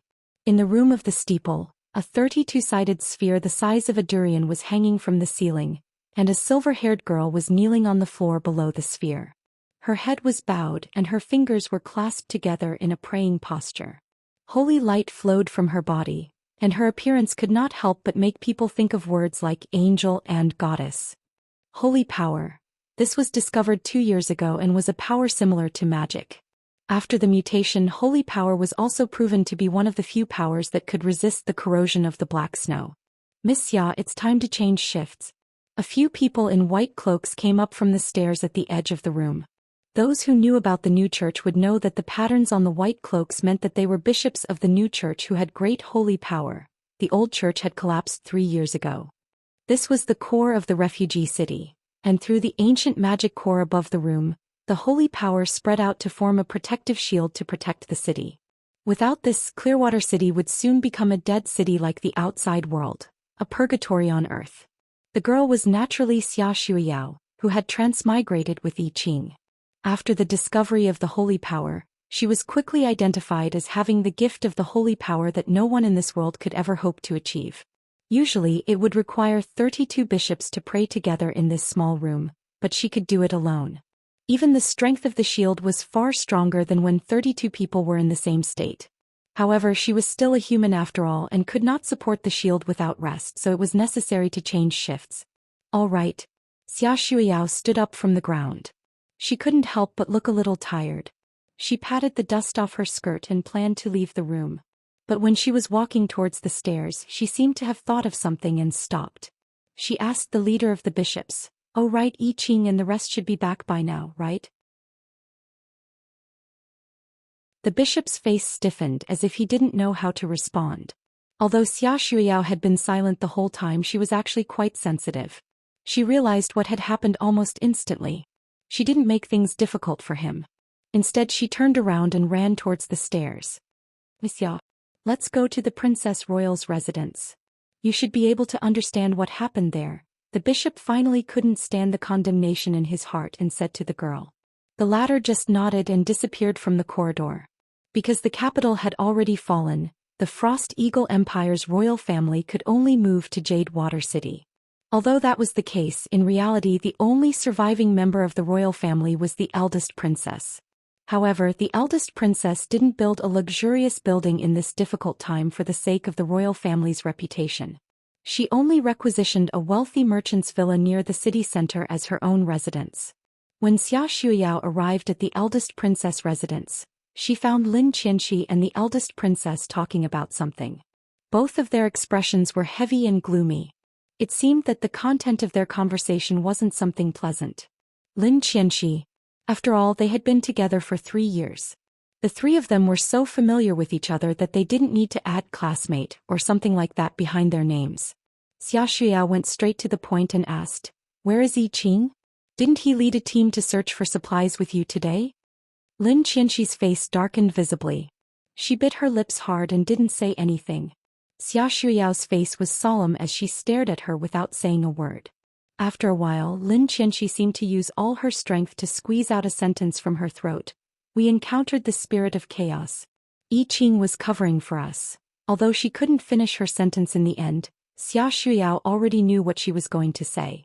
The blood drained from the girl's face in an instant, and she turned ghastly pale. She looked deeply at Lin Qianxi, her eyes full of disappointment. Then she ran towards the door without looking back. "Wait a minute, Miss Xia, where are you going?" The eldest princess of the Frosthawk Empire could not help but ask anxiously. "To save I Ching. Please don't be so impulsive. I will immediately prepare a rescue plan for Mr. I Ching. As a precious clergyman, for your own safety, Miss Xia should stay in the safety of Clearwater City and wait for news." The eldest princess hurriedly tried to stop her. To be honest, at this point, the eldest princess felt that I Ching's chances of survival were very slim. After all, those monsters, which were also known as the spirits of chaos, couldn't be killed. So when facing them, the right choice was to lure them to a place with more complicated terrain and then escape after getting rid of their pursuit. However, according to Lin Qianxi's description, it was almost impossible to escape alone from dozens of spirit of chaos, and there were also several stage 3 spirit of chaos. The only thing I Ching could do was try his best to stall them. And the fact that he had not returned to Clearwater City until now proved this point. No matter how powerful a warrior was, there was a limit to their stamina and energy. Sooner or later they would show weakness due to exhaustion and finally be killed. The fall of countless powerful warriors in the early days of the Cataclysm had already proved this point. Even I Ching, a hero from another world, was no exception. In that case, at the very least, Xia Shuiyao, who was currently very important to Clearwater City, should be protected. Her Royal Highness did not ignore I Ching's life. In fact, when I Ching helped Finn and the others to end the war between the humans and the demons 3 years ago, the girl had already secretly fallen in love with this man from another world.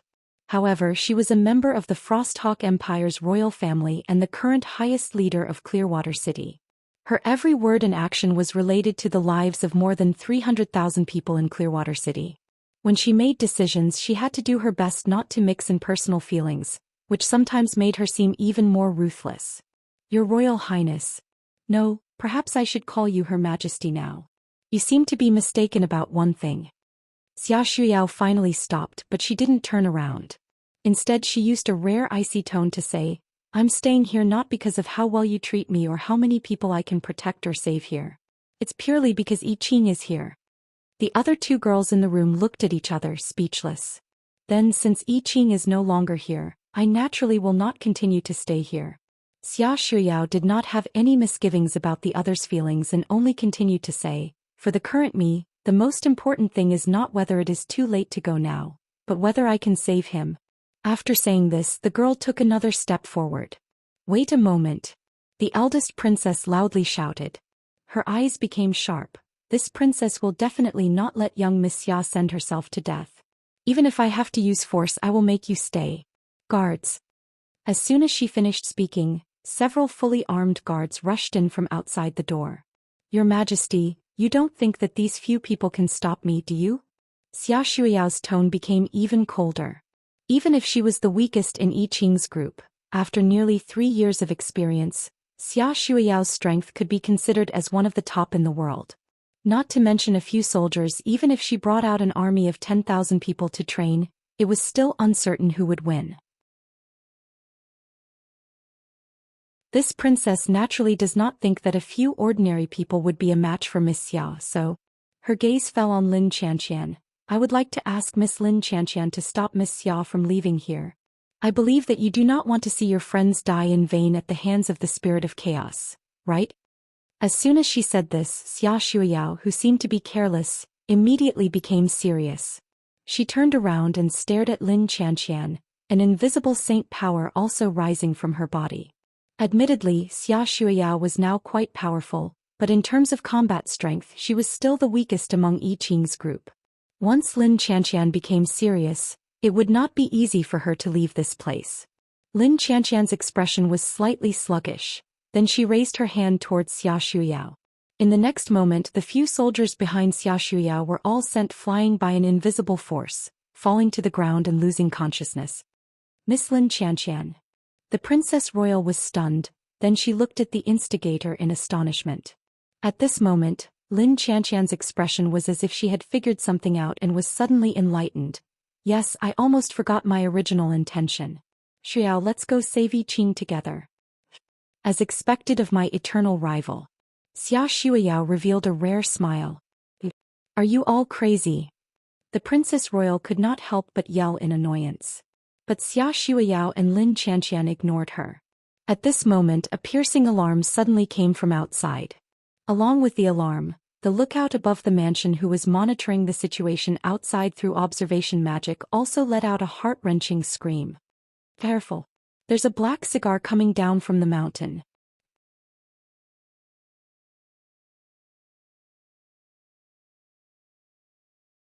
Chapter 652.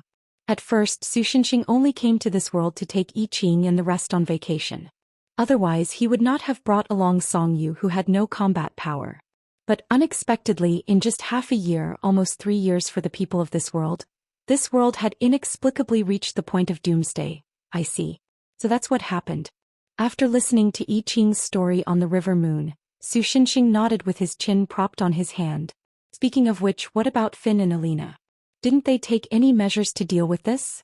In the early days of the cataclysm, after realizing that we can't kill the spirit of chaos, Mr. Finn and Mrs. Alina began to prepare for the Sanctuary City plan. More than half of the existing sanctuary cities in the world are the result of that plan, including Clearwater City, which we are going to next. I Ching showed a look of admiration at first, but then his expression dimmed. But after the sanctuary city stabilized about 3 months ago, Mr. Finn and his wife set off to the place where the meteorite fell to investigate the cause of the cataclysm, and never came back. I Ching did not continue, but Su Shenxing and the rest could probably guess that Mr. Finn and his wife had met with misfortune. Finn and the rest were not wrong. In the current situation, doing nothing would only allow them to survive for a while. Only by solving the source of the cataclysm could they completely resolve the crisis. Unfortunately, the danger of this trip was obviously beyond their expectations. Su Shenxing could not help but fall silent. Even if Finn was only his temporary teammate in this world, he was still one of the few friends he had. Naturally, Su Shenxing was not happy about losing contact with him for no reason. And even though it was not a big deal, Finn was still the world's appointed hero, and Alina was a former demon king from the great demonic realm. Even if they escaped from this world, they could still be considered as heroes. Yet they had met with such inexplicable failure. This made Su Shenxing a little alarmed. It seemed that the omen of the apocalypse was more dangerous than he had expected. But it's good that you are here, Mr. Hero. I really can't handle it alone. Probably to ease the suddenly heavy atmosphere, I Ching made a face of great pressure. This wasn't all flattery but I Ching's true thoughts. When he first transmigrated to this world, although he was directly involved in the great war between humans and demons at that time, there were still many powerhouses on the human side, and the leadership of the human side was quite complete. As a hero, I Ching mostly acted according to the plan, and as a role model for the human side he did not need to think too much and did not feel too much pressure. However, after the start of the cataclysm, both the humans and the demons who were capable of shouldering great responsibilities fell one after another. The elites also died in large numbers due to the indiscriminate attacks of the spirits of chaos at the beginning. As a result, I Ching, the eldest princess, and the other second-tier characters suddenly picked up the burden that would not have fallen on his shoulders. Especially after they lost contact with Finn and the others, the only person who could share their burden was also gone. The burden of more than 300,000 survivors made it hard for I Ching to breathe. Therefore I Ching was very happy to see Su Shenxing and the others. My surname is Su, just call me Old Su. Although your strength has reached the level of a hero, your mentality is still far from it. Su Shenxing calmly patted him on the shoulder. You still need to gain more experience. Then Mr. Su, what do you plan to do next? In I Ching's mind, Su Shenxing, who had saved this world more than 10 years ago, was indeed a senior figure, so he did not have any objections to his tone of teaching juniors. Instead he asked with concern. Let's go to Clearwater City first. Let me understand more specific information, then I'll go to the place where the meteor fell. He was quite curious about the carrier that brought the era of destruction to this world. In addition, although Emily should be able to resist the aftermath of the era of destruction, it was better to let her stay here just in case. At the same time she could also protect Song Yu and Jiang Yu, killing two birds with one stone. We're about to reach the next stop, Clearwater City. Without waiting for I Ching to express any opinions or suggestions on Su Shenxing's travel arrangements, Jiang Yu began to report the stop. Su Shenxing poked his head out of the window and could indeed see the special city. In fact, Clearwater City was originally called Port of Clearwater, a city built on a large island, and at the same time, it was also the largest commercial port in the inland area through the Mistrai River to the sea. The island looked like a giant eggplant placed upside down in Clearwater Lake, and currently more than 80% of the area was occupied by buildings and slums. It looked like the eggplant was covered in mold. Only a small part of the eggplant was connected to the outside world through a man-made stone bridge. The lake surrounding Clearwater City was its natural barrier. Although the spirits of chaos were considered invincible to the people of this world, they had a set of specific rules of behavior.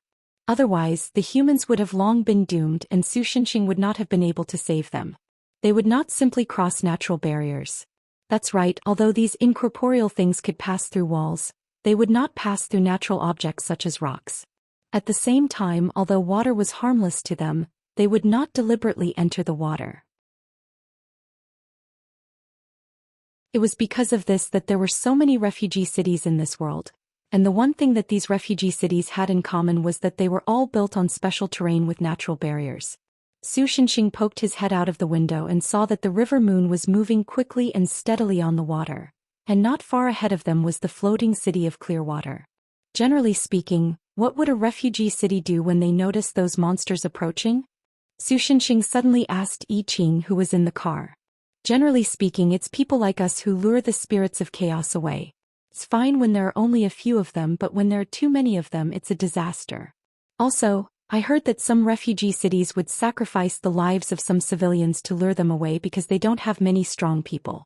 Although I don't know the reason, but after the spirits of chaos kill the civilians, they will settle down in a very small area for a long time before they resume their activities. Yi Qing replied. The scholars of Her Royal Highness believe that the spirits of chaos are infecting humans to increase their own kind, but I guess that's the time they need to digest humans.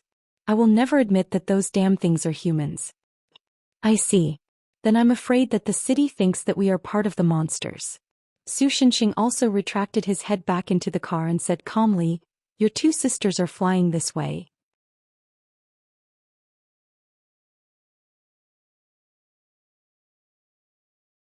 Chapter 653.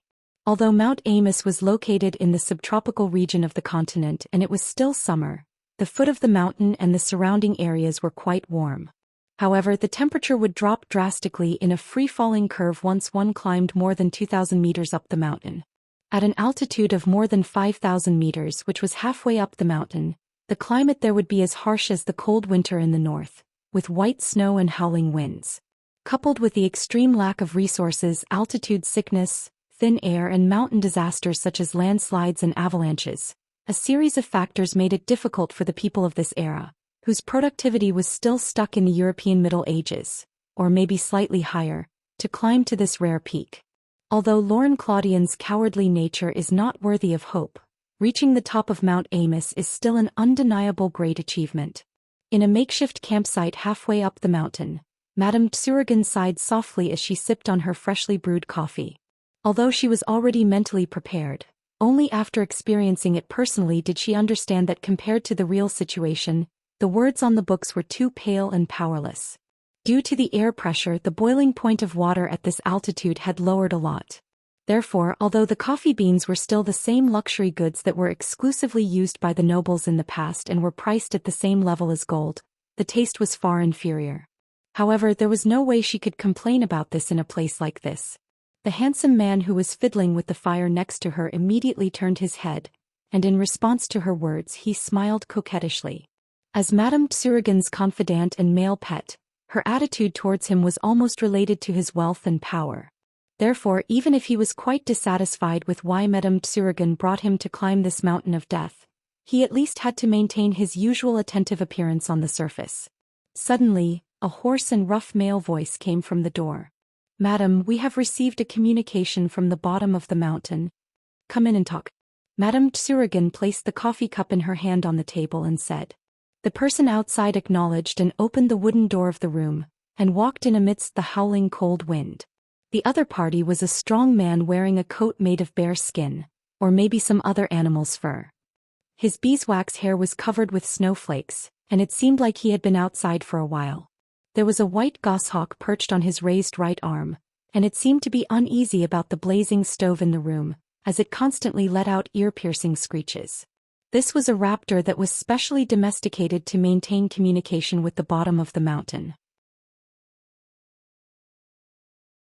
Ordinary kites could not fly above 3,000 meters above sea level, let alone more than 5,000 meters.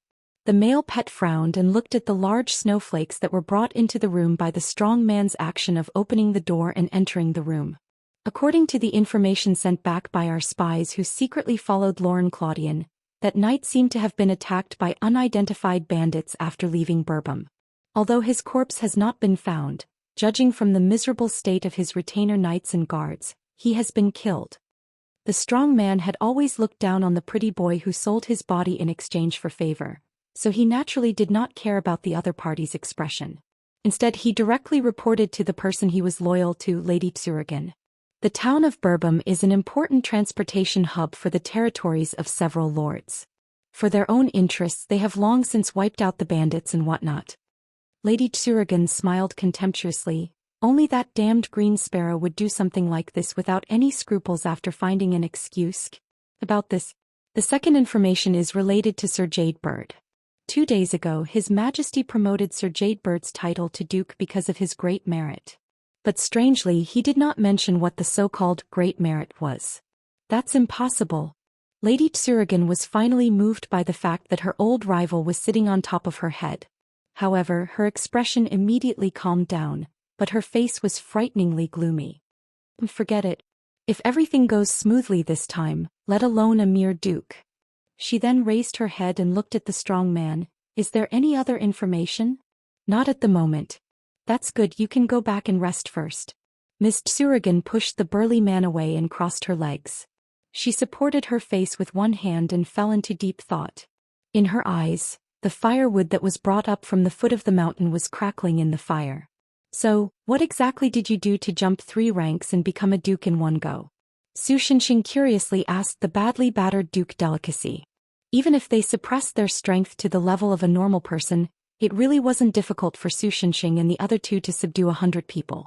The only difficulty was that there were still 2 burdens on their side. The knight was fine, but if Phil was killed in the chaotic battle it would be awkward. It was just like in 3 Kingdoms, where they fought alone against the enemy and almost killed 1,000 people. However, the main general in the camp still lost. In short, because the scene was too bloody and tragic, let's skip the battle that might have been more interesting. In the end, all the enemies were naturally humiliated by the enemy, so I went to take off his clothes. That Duke Delicacy, who was still pretending to be Beep with all his might, was also captured alive, and was brought to Mount Immerse as a trophy for Su Shenxing and the others. It's an aphrodisiac. Duke Delicacy struggled for a while, but in the end he still decided to admit defeat. His Majesty hasn't been very good in that aspect, and his relationship with the Queen has been a little tense. Coincidentally, I obtained a very effective aphrodisiac recipe from an alchemist. After I made the recipe and presented it to the king, my title was promoted. I suddenly feel worried for the future of this country. Lauren Claudian was speechless. How did you know that the aphrodisiac recipe is very effective? Su Shenxing looked at the problem from a crafty angle. Duke Delicacy immediately lay on the horse's back and pretended to be dead. Oh, we're finally out of the forest. At this moment Violer, who was walking at the front, called out. Then the scene in front of Su Shenxing suddenly brightened up. A strange light seemed to illuminate the entire sky, and a continuous mountain range stretched between the sky and the earth. Among them, there was a snow-white peak that was especially majestic, like a sharp blade that attracted everyone's attention. That was the end of their journey, Mount Immerse.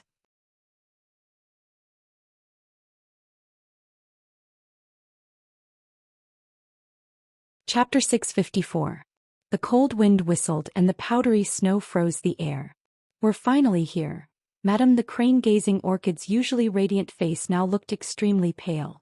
Due to the low temperature, white mist would escape from her nose and mouth with every breath she took, and the rapid breathing caused by the low pressure and strenuous exercise made the white mist seem endless. Even with the help of many servants, it was still too difficult to climb this mountain that was over 10,000 meters tall. Many who usually looked rather strong ended up becoming a burden to the team, and Madame the crane-gazing orchid's pet boy froze to death on the way. If not for her obsession since young and the road signs left by Lauren Claudian when he first climbed the mountain, Madame the crane-gazing orchid would never have reached the peak.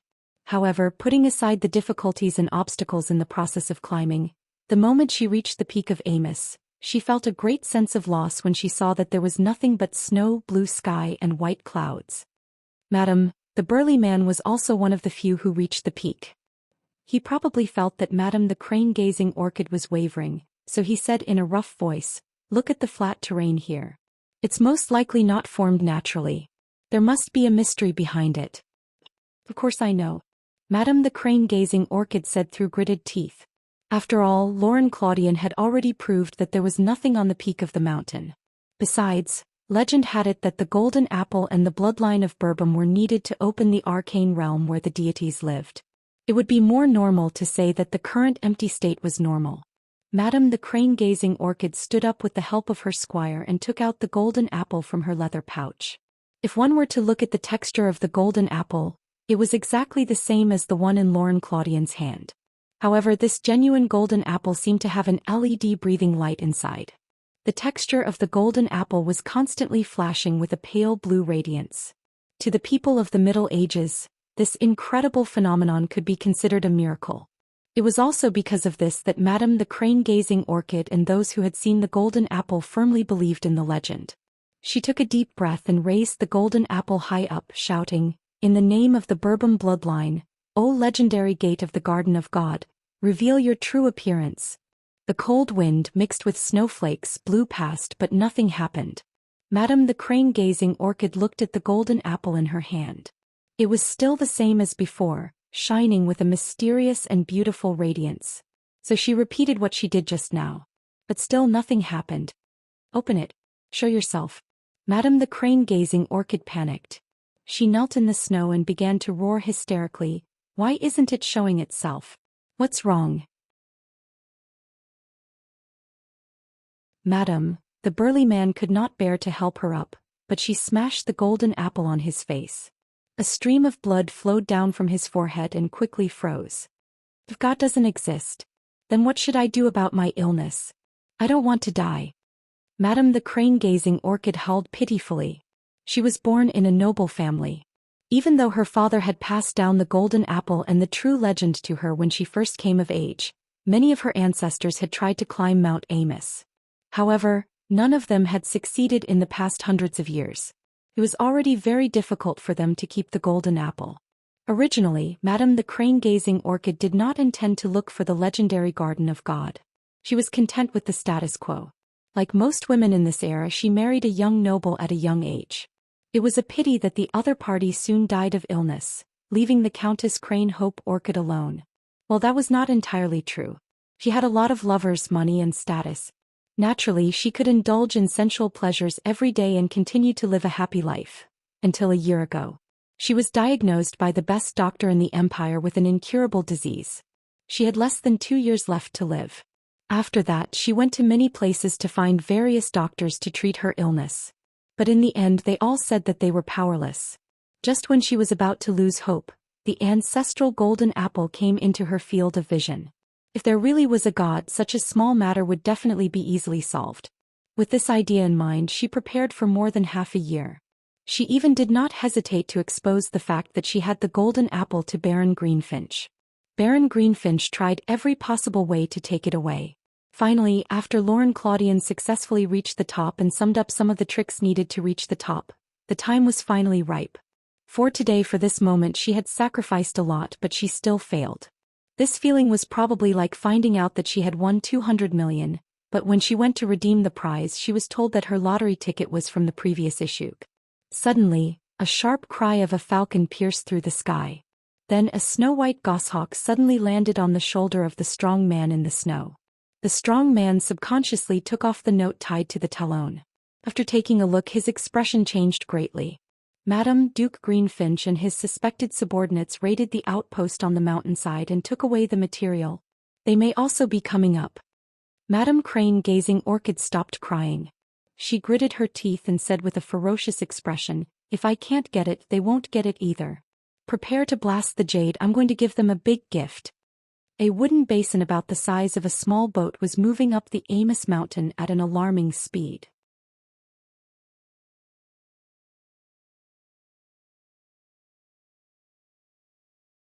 Chapter 655. The snow on Mount Immerse should be quite solid, so there shouldn't be any avalanches. Lauren Claudian was indeed an explorer. Even when he was screaming, he still had the energy to analyze the current situation. "Anyway, everyone learn from me. Cover the back of your head with your hands and lie down on the ground. Remember to raise your buttocks. This way, even if you're buried, you'll still be able to preserve some air. You won't suffocate immediately." Immediately, Weiler and Duke Delicacy obeyed his order and stuck out their butts like him. "Are we still going to pretend to be ordinary people in this situation?" Su Shinxing asked Charlotte as he helplessly looked at the 3 buttocks in the wooden basin. Even Jasmine kept a certain distance from them in disgust. "Well, we're almost there anyway. As long as we don't go overboard and show a little of our strength, it'll be fine." Charlotte pondered for a moment. When she saw that the avalanche was about to pounce on them, she finally made a concession. After all, even if Charlotte wanted to continue acting, she still had the demeanor of a goddess. She wouldn't want to struggle miserably in the wave of snow, right? Then I won't hold back. Su Shenxing took a deep breath. Then, with an expression of relief as if his constipation had finally been cured, he raised his fist slightly. The next moment, Su Shenxing threw an ordinary punch at the roaring, snow-white wave that seemed to want to drown everything in the world. There were no cool light effects, nor was there any great destructive power. It was just like Moses who parted the sea, splitting the huge wave made of snow and ice into two. "Hold on tight, we're going to rush over," Su Shenxing shouted, then pulled the rope on the wooden basin, and ran against the huge avalanche that was like a waterfall falling 3,000 feet straight down, towards the top of the mountain. What's going on? What's going on?" Lauren Claudian, who realized that he wasn't drowned in the wave of snow, raised his head and was stunned by the scene in front of him. There were raging waves of snow on both sides of the wooden basin. Even the rumbling sound of a huge amount of snow rolling over the mountain was deafening, but the road they were on was still calm. Compared to the terrifying scene on both sides, it was like a different world. "If I have to say it," Charlotte replied with a calm smile, "you can think of it as a miracle. Amazing." Willer looked at the surrounding scene with his eyes shining. The little boy's mind was relatively simple. He was purely amazed by this wonder that ordinary people would never be able to see in their entire lives. Duke Delicacy stared at Su Shenxing's back with a complicated expression on his face. No one knew what he was thinking. With Su Shenxing as the vanguard who also worked as a sled dog, the group quickly reached a place close to the mountain peak. Because of the avalanche just now, there was actually not much snow left here. It looked bare and a little ugly. There are traces of an explosion. It's the exploding jade. The avalanche just now was caused by the exploding jade. Lauren Claudian observed the traces left there and immediately made a judgment. It seems that Madame Crane really doesn't want anyone else to reach the top of the mountain. Unfortunately, we're already here. Su Shenxing grinned. Then he pulled the wooden basin and leaped to the top of the mountain with great force. His appearance was obviously beyond the expectations of Madame Crane and the others. The people on the top of the mountain who were lying on the ground due to the avalanche were startled. The golden apple.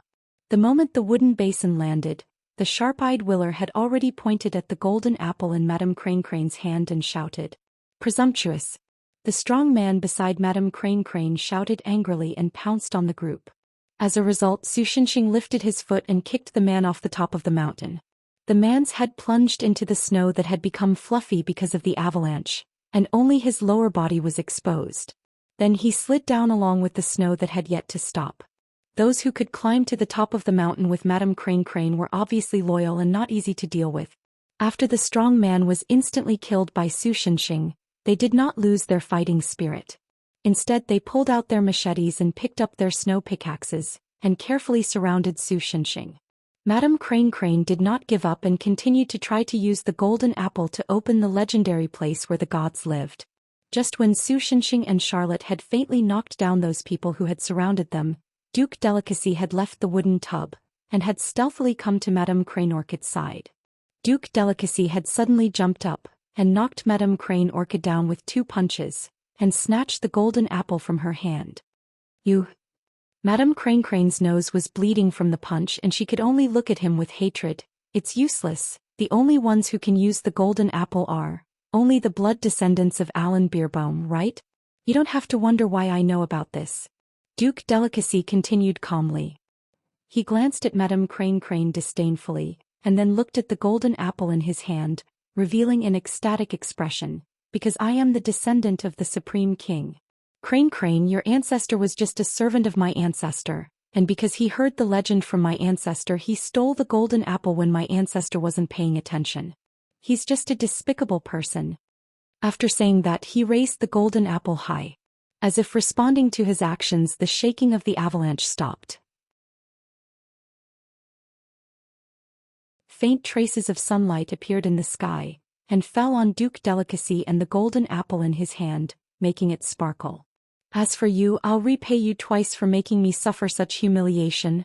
Perhaps he had gained great courage from this ray of light, but his gaze fell on Su Shenxing and the others, who had already cleaned up all the servants of Madame Gazing Orchid. "Don't worry, for the sake of bringing me the golden apple, I'll at least spare your miserable lives." Su Xinxing didn't move and just looked at Charlotte with a look that said, "Is this the good show you were talking about?" The latter's expression was even more direct. It seemed that she had already regarded Duke Delicacy as a dead man. Jasmine was still calmly eating as if she didn't care about what was going on outside, and was wholeheartedly eating jerky. "In the name of the descendant of Burbam's bloodline, Garden of God, open the door to me and listen to my wishes." Duke Delicacy didn't delay any longer, and shouted loudly while holding the golden apple high. The wind and snow stopped at this moment. The sun's radiance pierced through the dark clouds, and turned into thousands of warm rays of light, spreading over the earth. However, apart from that, nothing else happened. Duke Delicacy was stunned for a long time and unwillingly tried again, but the result was still the same. So he silently put down the golden apple and covered the back of his head with his hands, lying on the ground and sticking up his buttocks. "At least don't hit my face."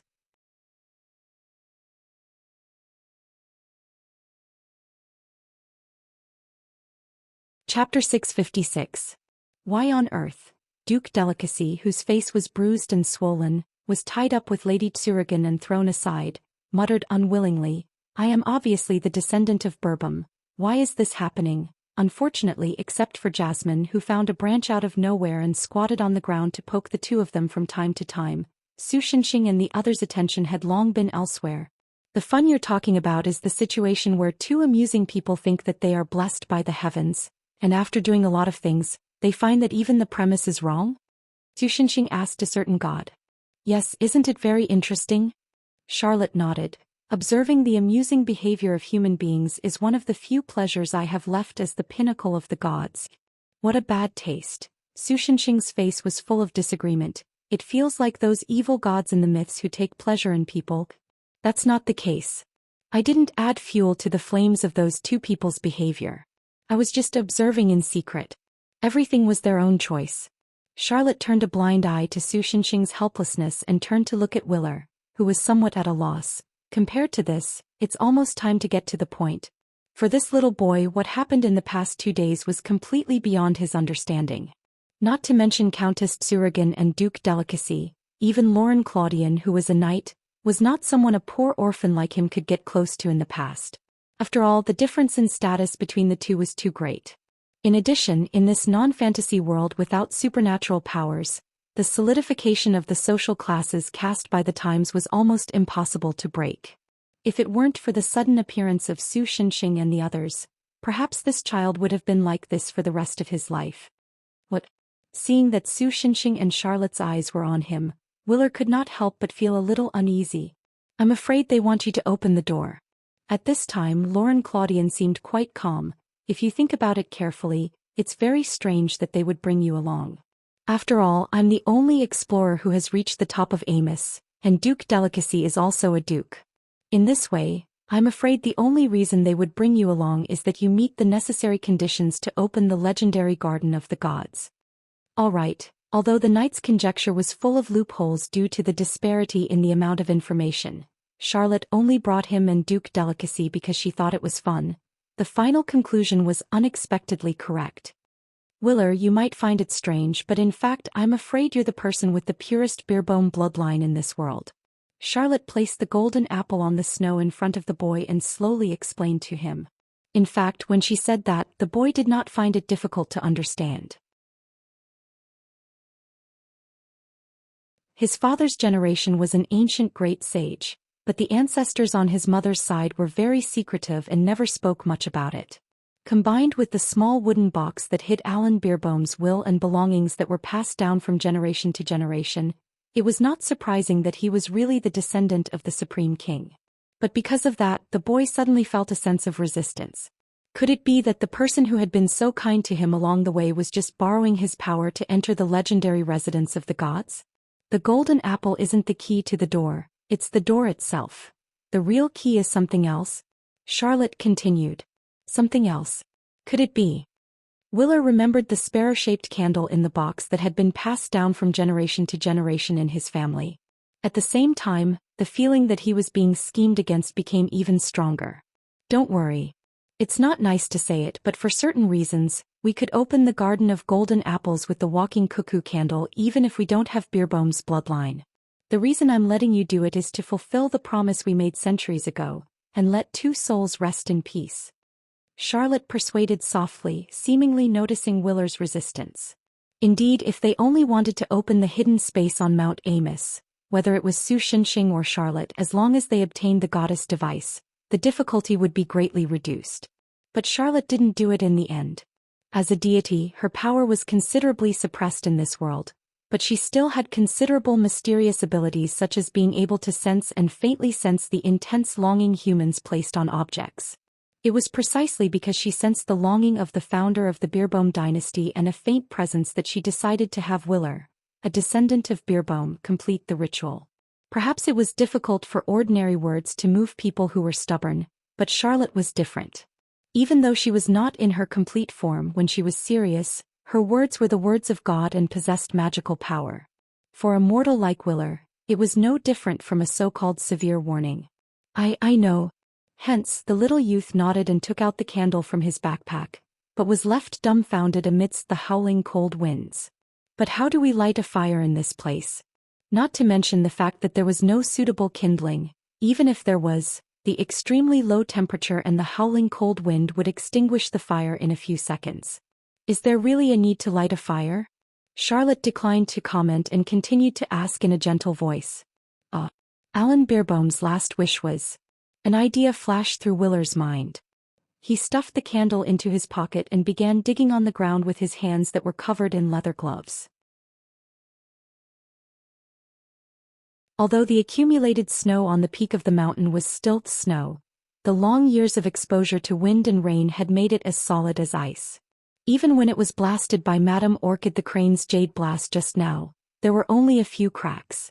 One could imagine how difficult it was to dig on such a thing with bare hands. Not only that, but this was the peak of the mountain that was more than 10,000 meters above sea level. The thin air made people short of breath, and even the most insignificant movements would cause fatigue that was several times more than usual. Let me help. Lauren Claudian was just about to give Willer a little help, but was stopped by Su Xinxing, who was instructed by Charlotte. After all, this isn't something that others can interfere with. Hundreds of years ago, Alan Beerbohm failed to fulfill his promise with Zhou Wan. His regret and longing before his death traversed through time and space, entrusting it to his descendant. It was an obsession that belonged to him alone. His hands were clearly numb, his breathing was clearly labored, and his body temperature was clearly being taken away by the cold wind. However, Willer did not stop. He knelt on the ground and dug at the ground that was covered by 10,000 years of ice and snow. In the end, he really dug out a small pit that was not much bigger than a palm. But at this moment, Willer finally reached his limit. His entire body was like a robot with a power cut, and he collapsed in the snow. I can't fall asleep. Open your eyes. If you fall asleep in this place, you definitely won't wake up. Lauren Claudian shouted anxiously at the boy. He wanted to help the boy up, but he was blocked by Su Xinxing and the others. In fact, Su Xinxing was also sweating for the boy in his heart. He had seen many strong-willed warriors, but those were, after all, trained adults. To be able to train themselves meant that they had experienced a long period of arduous training, and it was not surprising that they had a strong will. But Willer was just an ordinary child who had no special experiences other than these 2 days. To be honest, it was not strange for him to give up here. After all, there were only a few people who could grit their teeth and break through their limits. Just as Willer did not move for a long time and even Charlotte was about to give up, the boy suddenly moved. He did not seem to have the strength to support his body again. He just slowly and shakily put the walking cuckoo's candle into the pit, and then weakly pushed the pile of ice that he had dug out back into the pit. But it was enough. The golden apple seemed to have turned on the vibration mode, and it shook violently. The next moment, a blue beam of light spewed out of the golden apple and shot straight into the sky. Then white light burst out again and enveloped the entire top of Mount Amos. At this moment, in the eyes of the people at the foot of the mountain and in the vicinity, Mount Amos had turned into a huge world tree. The lonely peak that was originally towering into the clouds had now become a straight tree trunk. The huge white light that expanded and finally shone in the sky was like the crown of the tree. Countless golden light spots were like golden fruits flickering in it. This scene was so shocking that one could imagine that even after 100 or 1,000 years, this scene would still be passed down in the form of a legend in this area. And at this moment in the white light, except for Charlotte, Su Shinxing and Jasmine, everyone else had disappeared. They were not dead, but they were isolated to another space. No, in a sense it should be Su Shinxing and the others who were isolated to another space. Because the place where they were now was undoubtedly the legendary divine kingdom, the Golden Apple Orchard. Thank you, sister. In this white light that was full of a sense of holiness, a young girl slowly emerged. She sat on the trunk of an apple tree and looked at Su Shinxing and the others with a smile. If Alan Beerbohm was still alive, he would probably be able to find that this young girl was exactly the same as the woman who appeared in the Cuckoo Cuckoo, except for the different hair color, which was golden. Thanks to all of you, the karma between my soul and this world has finally ended.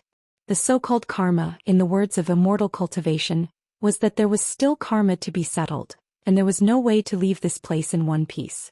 Only by ending the karma could one be free of worries. Compared to that, you actually didn't crash all over the world? Su Shinxing stared at her in surprise. And here I thought that was the only place to find your divine core. He's right. You're in such a weird state, Moridia. Charlotte sighed, though it was clear that she was in a good mood. The entire world is filled with your scent, and thanks to that interference, I can't observe the essence of all things more precisely. Or rather, why is the entire world filled with your scent even though you're clearly not scattered all over the world? This matter has to start from a long time ago. That's right, from when I transmigrated to this world.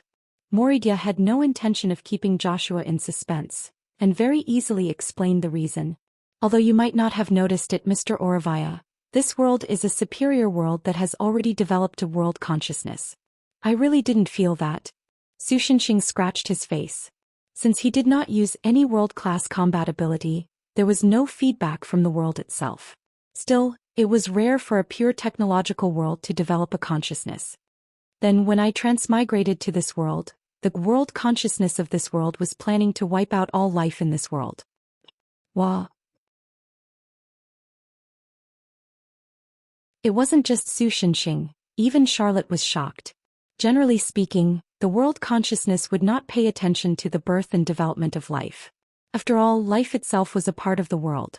Although there would occasionally be a world that specifically targeted a certain life or its population, causing it to go extinct, that was because the other party's development had begun to cause harm to the world itself. A normal world that killed all life in one go did not exist. Has it been contaminated by the Great Devil Realm? Su Shinxing thought about it. This was probably the only possibility for a similar situation. Only when the world consciousness had been completely contaminated by the madness of the Great Devil Realm would it come up with the idea of eliminating all life. That's not the case. The world consciousness of this world is quite healthy. Moridia shook her head and revealed the answer. It's just afraid. Afraid? Charlotte tilted her head in confusion. I don't know much about the specific situation, but from the information I obtained after connecting to the world consciousness with the goddess device, Juro, this world seems to think that in the near future, all worlds will be attacked and destroyed by the apocalypse. The reason why it wants to eliminate all life is because when there are no observers in this world, the existence of the world itself will become ambiguous between reality and illusion. Only by doing so will there be a chance to avoid the attack of the apocalypse and allow the world itself to continue to exist. Moridia informed Su Shinxing and the others of the information she had obtained. Although it did not explain what the apocalypse was, Su Shinxing immediately thought of the era of destruction. Then could it be? Charlotte seemed to have thought of something and looked at Moridia with some surprise. Yes, I took over Juro's authority and constantly corrected the laws of this world that were distorted by the world consciousness, so that life can avoid the end of destruction, Moridia replied with a bitter smile. Therefore, as long as there was life in the vicinity of a planet, they would always be able to detect Meridia's presence. Because she had always been facing the malice of the entire universe alone, protecting all the creatures in this world. Although it was not important to the gods, her current body had reached its limit. Even standing up and walking had become an extravagant hope. The same is true for the planet under your feet. It should have been engulfed and burned by the star next to it nearly 1,000 years ago. But by constantly modifying the distance between the two, I have allowed this planet to linger on at death's door. Moridia looked a little dispirited. If it was my sister, there would definitely be a better way. But this is already the limit of what I can do. Charlotte was silent. However, as the only god of many worlds, her status had actually surpassed the creation of the world. If she was independent from the world, she could drag her own world over to help and communicate with the world's consciousness. She might really be able to tame the other party. But it was too late to say anything now. Originally, it was still fine with the help of the goddess device, Walking Cuckoo. But a few hundred years ago, because of an accident, Walking Cuckoo was left in the human world. Because she had the ability to instantly reset the laws I modified, it was too dangerous. So I had no choice but to separate a strand of my divine soul to search for her. But under a lucky coincidence, my divine soul attached itself to Walking Cuckoo. Fortunately, although I couldn't retrieve Walking Cuckoo in time, I was able to lock down Walking Cuckoo's authority to prevent it from being used by others. Then what do you plan to do now? Charlotte asked. I don't know, Moridia replied straightforwardly. Hey. Charlotte staggered and almost fell. But shouldn't we leave the problem to our captain at this time? Meridia's gaze swept past Jasmine, her eyebrows slightly furrowed, and then shifted to Su Shenxing. Didn't our team disband a long time ago? Su Shenxing scratched his head. It doesn't matter, in my sisters and my heart, Mr. Olivia. You will always be our captain, the young girl replied with a smile. Then this captain's job is really troublesome, Su Shenxing sighed. Let's remove Zhu Luo's law modification. I also need to take a look at the situation. Do we really have to remove it?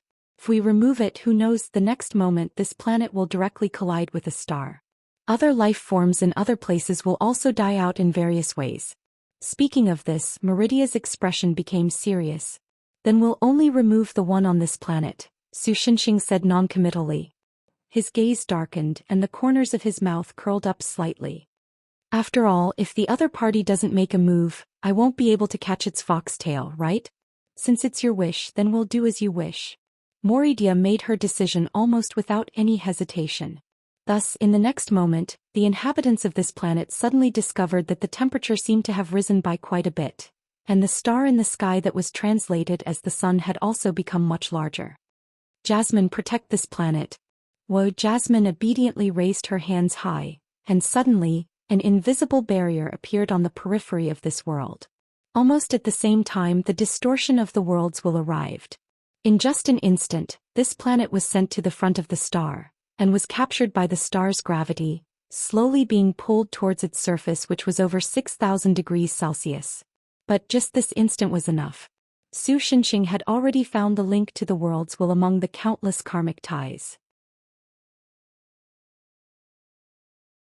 Unknowingly, the sacred sword of the end, Roland Dur, had already appeared in Su Shenxing's hands.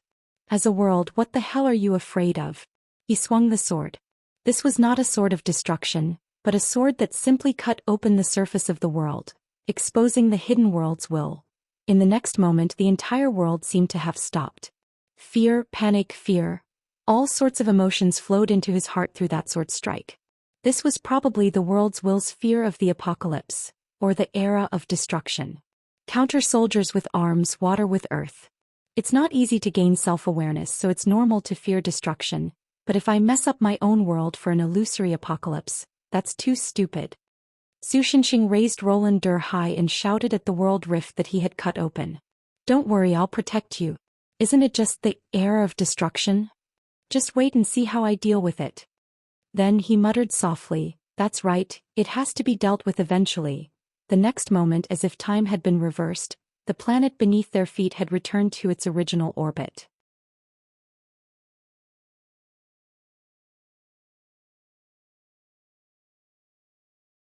Chapter 657. World Data Feedback Received, over. Beginning In-Depth Analysis, over. Beginning Standard Data Comparison, over. No abnormal data found. Along with Meridia's faint voice, the golden apples in the orchard began to flicker with a mysterious blue light. After a moment, the light faded and Moridia, who had returned to normal, smiled bitterly and shook her head. After being threatened by Mr. Oravia, this world really returned to its normal state. What is this, bullying the weak and fearing the strong? In order to prevent this world from destroying all living beings, just maintaining the operation of the goddess device, Zhu Luo, had almost caused her to lose all ability to move. For this reason, she had no choice but to seal herself in Zhu Luo's original body in a different dimension, to prevent the situation of their corpses being picked up by others. In the end, after Su Xinxing appeared with just a wave of his sword and a few words, he solved the problem that she had not been able to solve for hundreds of years. Bullying the weak and fearing the strong is the instinct of all living beings. Even if it's a world, it can't avoid such a situation after gaining consciousness, Su Xinxing casually replied. Following one's heart and seeking benefits and avoiding harm are essentially the same thing. Compared to this, Moridia, can you still move now? Charlotte asked her silly sister. I'm sorry, sister, I might need a little more time. Moridia shook her head slightly. Using the units that Mr. Oravaya is used to, I'll need about 5 years. Su Xinxing was speechless. So the concept of time of the long-lived species was a little problematic. That's really regrettable. Originally, I wanted to ask you to help reseal Jasmine. Su Xinxing scratched his head. Looking at the current situation, he didn't know if Jasmine's seal could last for another 5 years. But even if it couldn't last for 5 years, at least 2 or 3 years shouldn't be a problem. Compared to this, the upcoming era of destruction was obviously a little more important. In any case, regardless of whether it was Charlotte or Moridia, they were both comrades that Su Xinxing could entrust his back to. So he straightforwardly told them about the situation regarding the era of destruction. There's actually such a thing? I thought that everything would be fine after dealing with the Great Devil Realm, but I'm really too naive. After listening, Charlotte couldn't help but frown. Actually, if you think about it carefully, there's something else that's very strange. Moridia said aloud. Because this world sensed that the apocalypse was coming, it wanted to strangle every living thing in its world to avoid the apocalypse. In other words, the apocalypse it was referring to was a calamity that could destroy the world itself, right? Aside from the Great Devil Realm, there wasn't anything else that could completely destroy a world, which is why I didn't realize what this apocalypse represented. What if it knew that Shi-Wei would come? Charlotte suddenly interjected. If I remember correctly, Shi-Wei had once wiped out an entire world, didn't he? Moridia. Although she really wanted to retort when she thought about it carefully, an angry Su Xinxing equals the end of the world didn't seem wrong. Is it that fun to mock me? Su Xinxing also pulled a long face and complained in dissatisfaction. Anyway, the matter here is settled. Let's retreat. Charlotte ignored Su Xinxing's ridicule with a perfect smile, and prepared to leave with Moridia. Are we going back? When Jasmine, who was originally expressionlessly chewing on her jerky, heard this, although her face basically didn't change, it gave people the illusion that she was glowing. If this was a manga, the background should be filled with pink bubbles and little flowers. Then she threw the jerky aside and said to Su Xinxing, Landlord, I want to eat some pancakes. Look at this child, she's already been taught by old Su, and the food she eats is so ordinary. No problem. Su Xinxing, who was in a good mood because he could finally go home, gave her a thumbs up. No problem. About 50, Jasmine cheered. So old Su began to pretend to be deaf. Speaking of which, are you guys planning to go straight back to the kingdom of God? He asked Charlotte, who was snickering at the side. Didn't you say before that you don't want me to live a mediocre life like I am now? Well, this trip has made me understand. Even if you want to live a mediocre life, I'm afraid it won't be that easy. I'm afraid that all kinds of troublesome things will find you one after another, Charlotte said with a smile. You're really insightful. Speaking of this, Su Xinxing felt a wave of helplessness. He always felt as if he had been experiencing all kinds of messy things. That's for sure. If a person has no sense of responsibility and can really turn a blind eye to all the tragedies in front of him, then he can naturally live a mediocre life. But you're different. Even if you look forward to the happiness of ordinary people, when you see some injustice, you still can't help but intervene out of a sense of justice or other reasons, right? Charlotte's smile was as cunning as a little fox's. After all, you were once the savior of the world. Meddling in other people's business is the quality that a savior should have. Is this a compliment or an insult? Su Xinxing did not know whether to laugh or cry. It's a compliment, Charlotte replied firmly. In short, I will use the goddess device to monitor the reactions of the nearby worlds. Once I find any clues about the era of destruction, I will leave to contact you. Su Xinxing shrugged.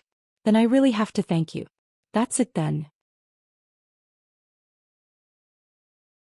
The time in this world is slightly warped, so although we've been here for a while, not even a day has passed on your Earth. It doesn't matter if we go back now. After saying this, Charlotte carried Moridia on her back and prepared to leave. At this time Moridia suddenly said, "Sister, wait a moment. I still have something to say to Mr. Alvia." Charlotte could not help but stop. "What is it?" Su Shinxing asked curiously.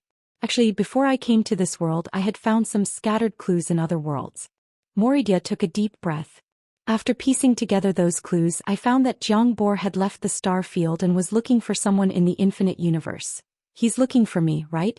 Su Shinxing recalled what he had seen and heard in the world fragment. After all, Jiang Bor's divine spear of 7 was still in his hands. He probably has something to say to me. Unfortunately, I didn't see where he was until the end. No, that should be something that Jiang Bor did after he found someone. Before looking for you, he had already started looking for someone else. Moridia refuted Su Shinxing's guess. For this, Jiang Bor did not hesitate to break the promise he had made and gave up looking after the last orphan of the 3-headed dragon in the star field. Is that so? Su Shinxing could not help but ponder. After finding someone, he started looking for him. Who was that someone? If I'm not wrong, Meridia's breathing was a little hurried. The person Jiang Bor was looking for in the beginning could be Tonia. Su Shinxing was stunned.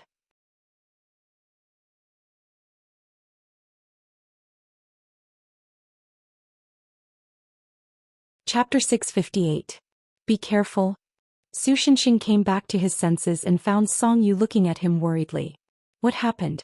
Why have you been in a daze ever since you came back? The girl asked with concern. It had been 3 days since Su Shinxing found Moridia and returned to Earth. In these 3 days, no matter what Su Shinxing did, he would often be distracted, so it was normal for Song Yu to be worried. It's nothing, don't worry. Su Shinxing smiled and brushed it off. But in his mind, Meridia's words before she left kept coming back to him. Tonia is still alive. No, perhaps I should say she has been resurrected. That day, Moridia told Su Shinxing solemnly.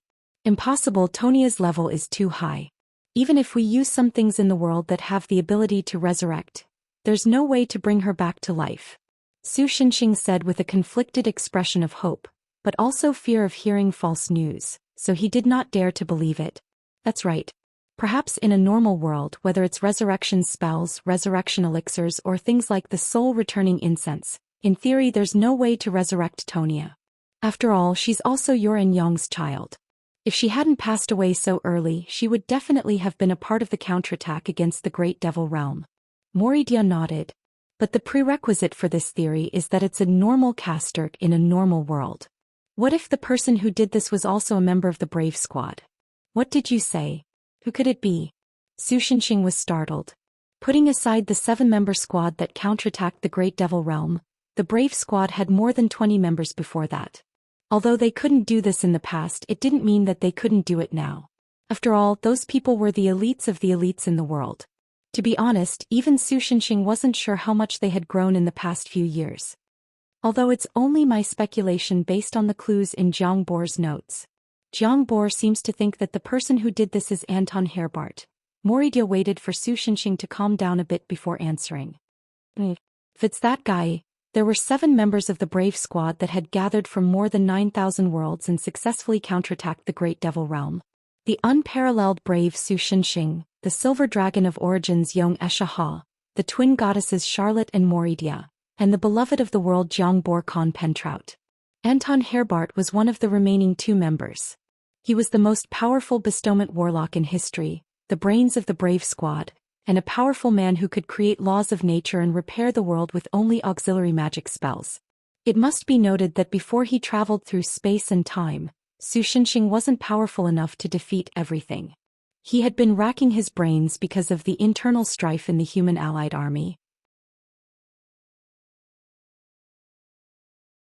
After Princess Auravia joined the Brave Squad, Su Shinxing's burden in this aspect was much lighter.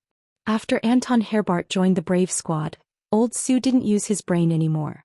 He let Anton do all the planning while old Su emptied his mind. Finally, he broke through the arcane demon realm. Su Shinxing didn't know if it was a special case or not, but in his experience, all the wise people he met had a hard time and Anton was no exception. The first half of the guy's life was basically spent alone in the study of magic. When he was young, he was too precocious and was abandoned as a bad omen. When he grew up, he took the initiative to avoid contact with other people. Be it adults or children, they were all stupid to him. His sense of superiority in intelligence made him too lazy to interact with ordinary people. When he was about 20 years old, he had seen through all the mysteries of magic in that era and began to explore the unknown. After years of maintaining absolute rationality, he began to lose his human emotions. In fact, when he explained his mission later, he would basically start with, "I'm sorry, I don't understand the human heart, so the following plan is all based on calculation." When Su Shenxing finally persuaded this guy, in fact it was more like this guy wanted to go to other worlds to obtain new knowledge, so he hitched a ride with Su Shenxing to join the brave squad and break through more than 9,000 grids. Anton met his love. She isn't a human but the world consciousness of a grid world.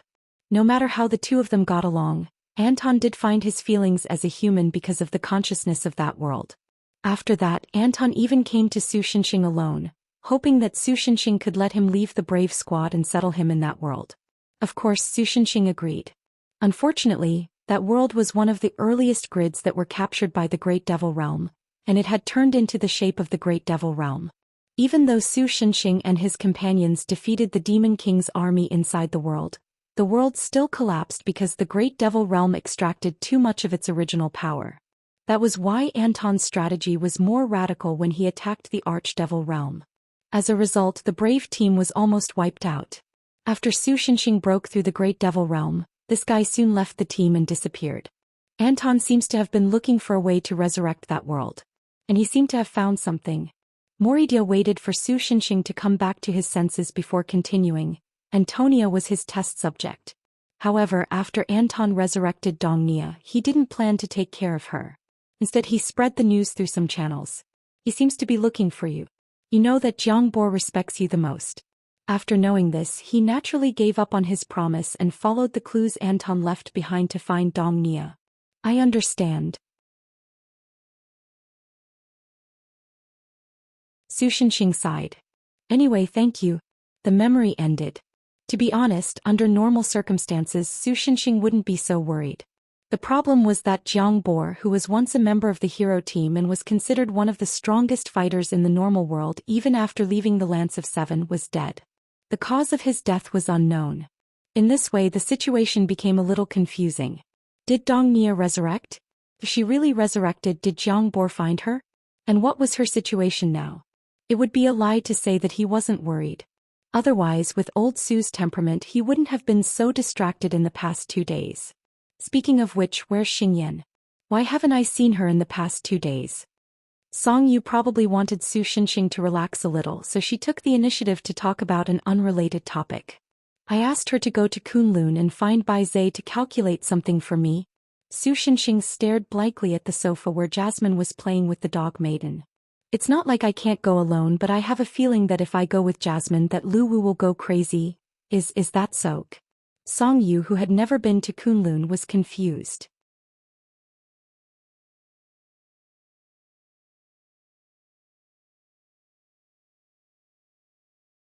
Chapter 659. At this time, a knock suddenly came from the front door of Ying's apartment. Is Xingyan back? Su Shenxing's eyes lit up as he gestured for Jasmine to open the door. But I refuse.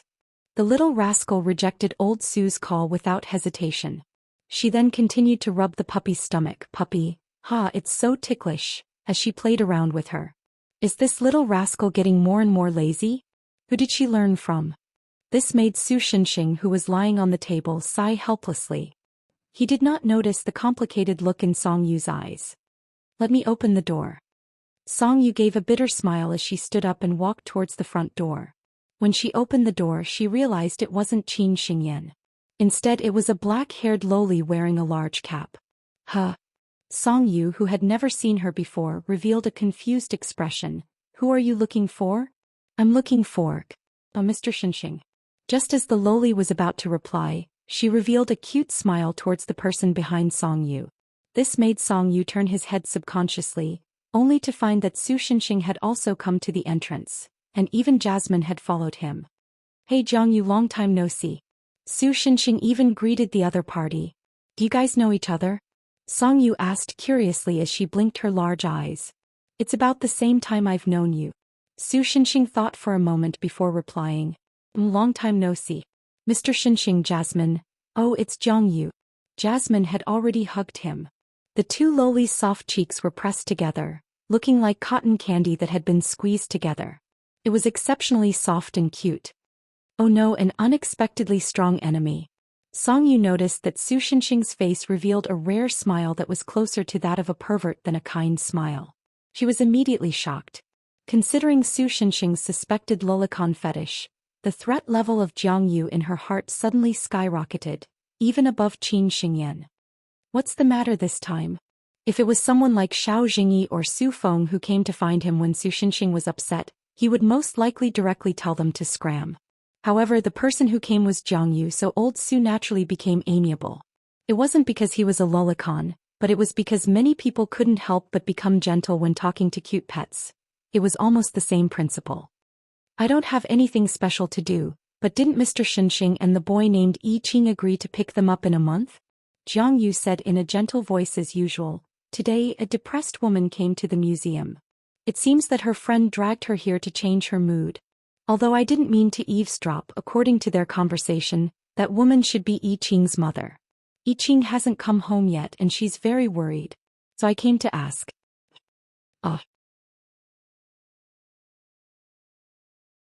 It took Su Shinxing half a minute to remember who Yi Qing was, and he showed an awkward expression. About half a year ago, Su Shinxing, who was turned into a cat by Jasmine, was accidentally summoned to a grid world he had once saved with 3 Earth boys and girls. For various reasons, they were involved in the war between the humans and the demons in that world. Although Su Shinxing and Jasmine succeeded in stopping the war between the humans and the demons by scaring them, the situation was still not optimistic, so Yi Qing and the others volunteered to stay in that world and help the indigenous heroes of that world deepen the relationship between the two races. Su Shinxing also made an appointment with them to bring them back in a month, Earth time. But because a lot of things happened in the process of returning to Earth, even after returning to Earth all kinds of messy situations happened one after another, making Su Shinxing a little tired of running for his life. He accidentally forgot about the 3 little guys. After hiding the part about the cats, Su Shinxing told Song Yu the whole thing. So that's how it is. Something like this actually happened. Song Yu seemed to be overflowing with interest. She looked at Jiang Yu, who was still in Jasmine's embrace. Miss Jasmine, I feel like I can't breathe, Jiang Yu protested weakly. Of course Jasmine ignored it. Well, so you stay in Sakura's apartment first. Jasmine and I will go to that world to bring them back. Su Shinxing asked Jasmine to find the magic coordinates that were left there. At the same time he confirmed the situation with Jiang Yu, and planned to go to the museum again to get the river moon out. Song Yu wanted to say something but stopped. In the end she smiled gently and said, "Okay, be careful on the way." Su Shinxing looked at her, hesitated for a moment, and then sent an invitation to the girl. "How about you come with us? That world is average but the scenery is not bad." "Ah." Song Yu looked at Su Shinxing in surprise. This should be the first time the latter invited her to go somewhere with him. In the past, Song Yu was afraid that she would be a hindrance to Su Shinxing, so she never took the initiative to go with him to those places. Su Shinxing was also afraid that Song Yu would be hurt, so he never took the initiative to invite Song Yu. However, this world should not be too dangerous. After all, whether it was the human side or the demon side, their leaders were all his acquaintances. Then tears appeared in the corner of the girl's eyes and she answered excitedly. "I'm willing." "Don't be so excited. Send a message to Xingyan and the others first in case they can't contact us and cause trouble," Su Shinxing instructed. Song Yu naturally did as she was told. After replacing the Jiangyue in the museum with a 4K projection kindly provided by Jasmine, the group boarded the Jiangyue and sailed into the Ether Sea again, heading towards the grid world. Although that was what he said, in reality after leaving the world barrier of the world where Earth was located, old Su sent the Jiangyue into the world where Yi Qing and the others were located according to the beacon left by Jasmine. The weather in this world doesn't seem too good today. However, as soon as they entered that world, the rolling dark clouds and occasional flashes of lightning shocked Song Yu. In reality, if Su Shinxing hadn't protected the Jiangyue in time, they would probably have been struck by lightning. "There's something wrong with the thunderclouds." Old Su frowned. Could it be that a trip that was purely for sightseeing and picking up people would also encounter trouble? Jiangyue prepared to land. What's wrong? Songyu was a little uneasy. After all, compared to the others in Sakura Apartments, she had never seen such a scene. Don't worry, no matter what happens, Su Shenxing smiled at her. I'll bring you back safely.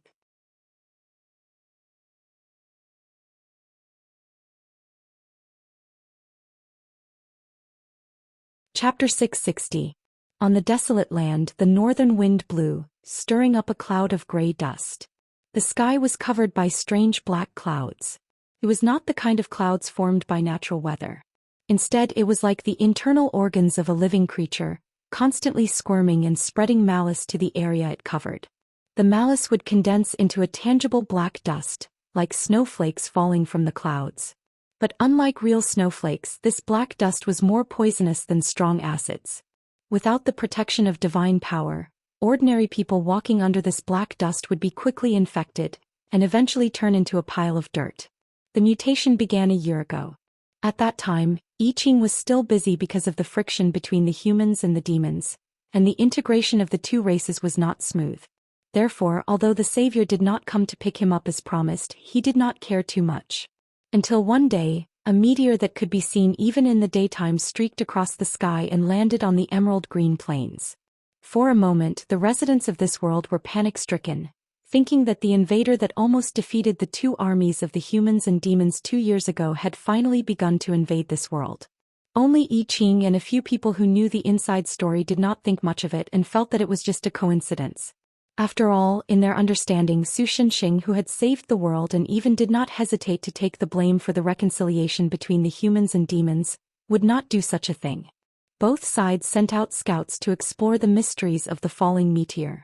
In the end, the content was very simple. The thing that fell from the sky was naturally not a terrifying demon king, but a huge, sparkling and translucent crystal. In the end, the truth told them that things were not so simple. A few days after the meteor fell, with the Green Plains as the center, the whole world began to be infected by the evil power and everything seemed to change. The vegetation gradually withered and the animals became crazy, full of the desire to attack. Even the humans, demons, were not spared from this disaster, and were dominated by the unknown evil power. If it was only like this, it would be fine. At most it would become a different world version of Resident Evil. For people like I Ching who came from Earth and had a large number of zombie films, it was not particularly troublesome. The real reason why they felt helpless was not that humans had become walking corpses that could attack others, but that they had become like children's scribbles without a definite outline, like a combination of countless bad lines, and monsters that had even lost their flesh and human form. Humans had no way to defeat the enemy. Whether it was swords, arrows, fire, ice, lightning, or even a full blow imbued with the power of the Demon King or the power of the hero, they could not destroy these things and could only simply beat the monster until it lost its external outline. This state, which could recover in a day at most, was not even a heavy injury to these monsters. This almost invincible power also caused some strange voices among the human survivors.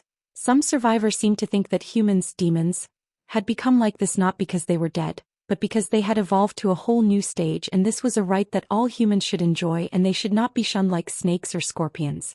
These survivors formed a cult and began to fight against the temporary government agencies that humans and demons had set up to deal with the current situation. They set up obstacles everywhere. Fortunately, these people left the refuge by themselves and became monsters after being infected by external forces. According to the current situation, there was no difference between the monsters that they had become and the previous ones. As time passed, the situation of the temporary coalition government of humans and demons became worse and worse. Under Xia Shuiyao's leadership, the newly established church was almost unable to suppress the evil forces in the outside world. The few survivors who had taken refuge in the city were running out of supplies, and a large-scale famine could strike at any time. The clouds of despair and disillusionment had shrouded everyone's heads. For this reason, I Ching had to take some soldiers who had written their wills and go to the outside world to find usable supplies to maintain their expenses. "Did you find anything useful?" I Ching asked, looking at Lin Qianqi's team coming back from the other direction. "I didn't find anything. It has been destroyed by the demonized beasts." Lin Qianxi sighed and slumped her shoulders. She seemed to be in a bad mood. What about you? In fact, it wasn't that there was nothing. Some of the soldiers behind Lin Qianxi were holding some food that could be stored for a long time, such as bacon. However, compared to the entire refugee city, this amount of resources couldn't even be considered as a drop in the bucket. It's almost the same here. I Ching looked serious. He took out an inverted triangular pendant from his pocket. The pendant exuded a white glow, but if you look closely you will find that the pendant's white jade-like texture had turned nearly 2/3 black. The amulet can't hold on any longer. We can only wait for 3 teams for half an hour at most. This time, we also returned without any results. Lin Qianxi's mood was even worse. He kicked a small stone on the ground like a child in a fit of pique.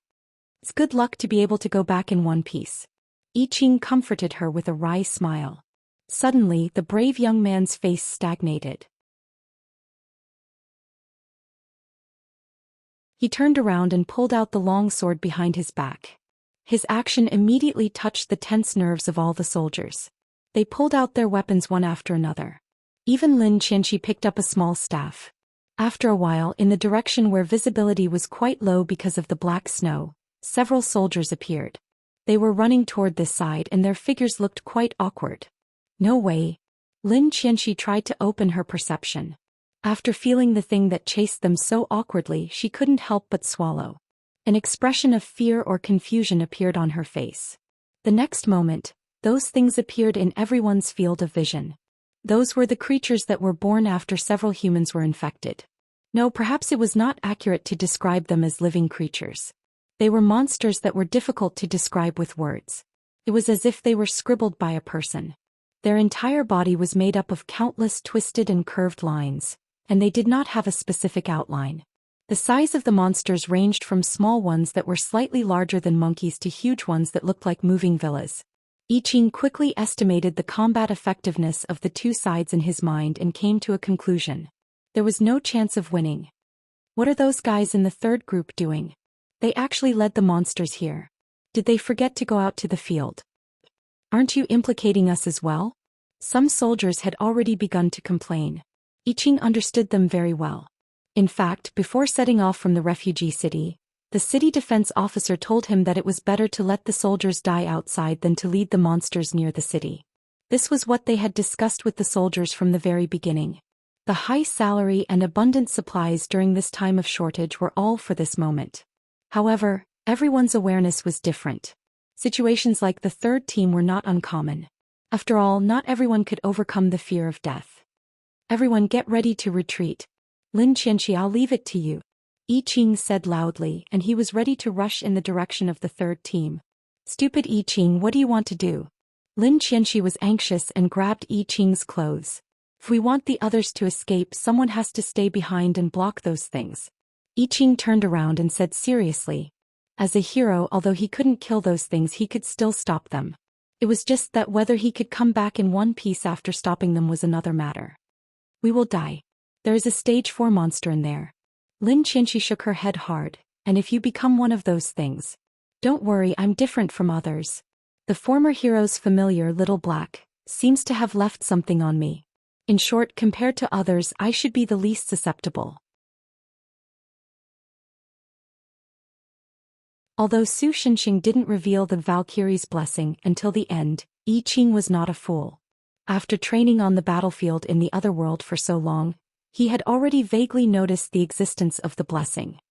But Lin Qianxi still wanted to say something, but I Ching put a finger against her lips. The former hero didn't come here to pick us up as agreed. I'm afraid he was delayed because he encountered something similar. Since he chose to pass this power to me, I can't let him down. The young man said to Lin Qianxi gently but firmly, I'll leave these people to you. You must let them return to the city safely. In the end, the girl nodded unwillingly and left with the soldiers. But before she left, she looked at him deeply as if she wanted to imprint his figure in her mind. After watching the girl's figure disappear in the black snow, I Ching smiled bitterly and said to himself, I actually used her heart. I'm really bad. But then his gaze became determined again. He let the soldiers of the 3rd squad run past him. It was hard to say if these guys could make it back to the refugee city alive, but at least they had a chance of survival. I Ching looked at his slightly trembling hand and faced the monsters alone with his sword. He took a deep breath. In the name of the current hero I Ching, I will never let you hurt anyone again. Come at me.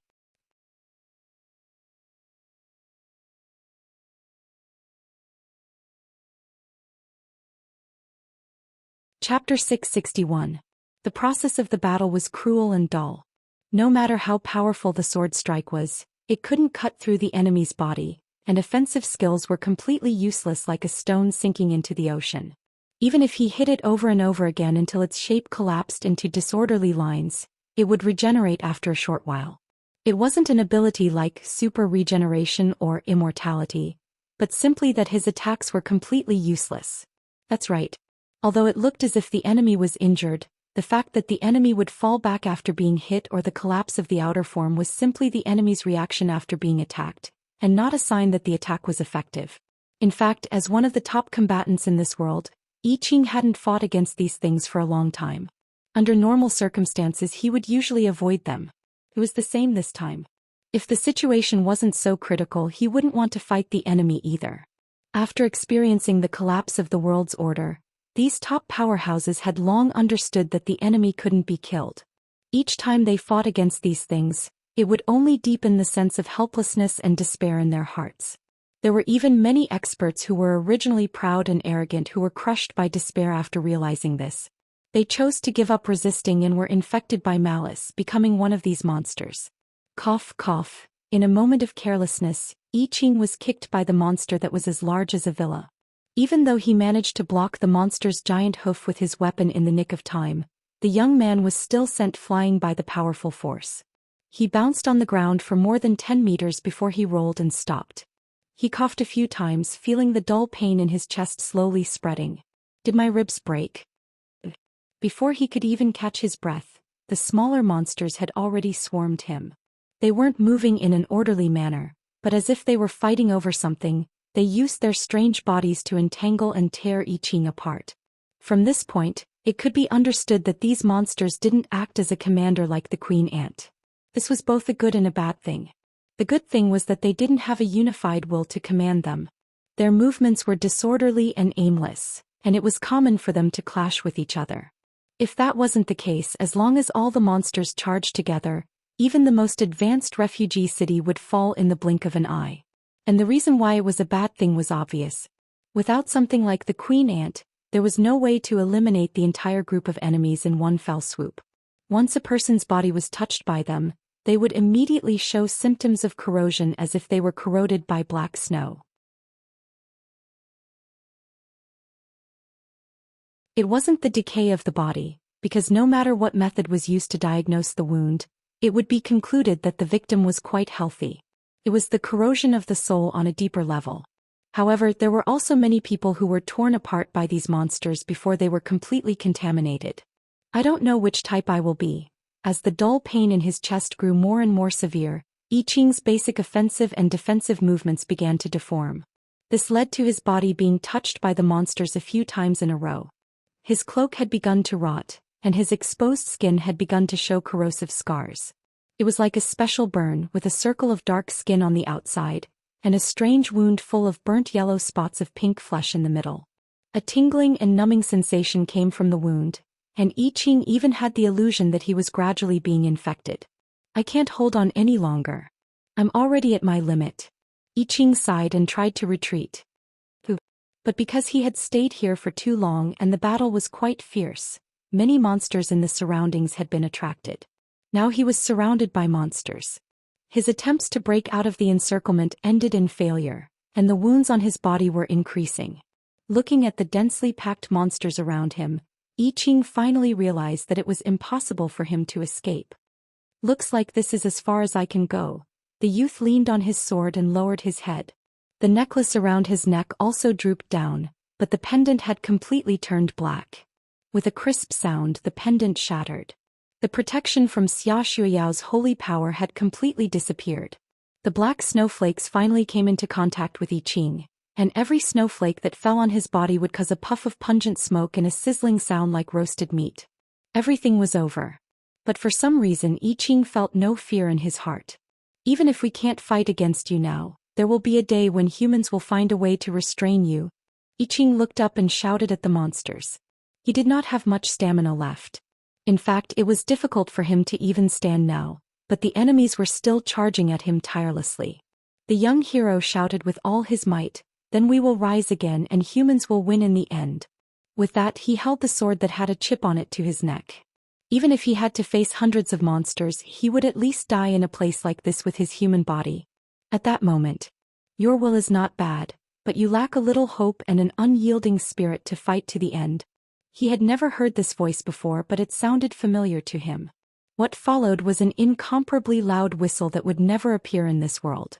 The next moment, a wide path appeared in the middle of the densely packed horde of monsters that surrounded him, just like Moses parting the surface of the sea. The pitch-black steam locomotive sped through the middle and stopped beside the young man with a drift. "Mr. Former Hero." Seeing the face that left a deep impression on him, Yi Qing's legs weakened and he knelt on the ground.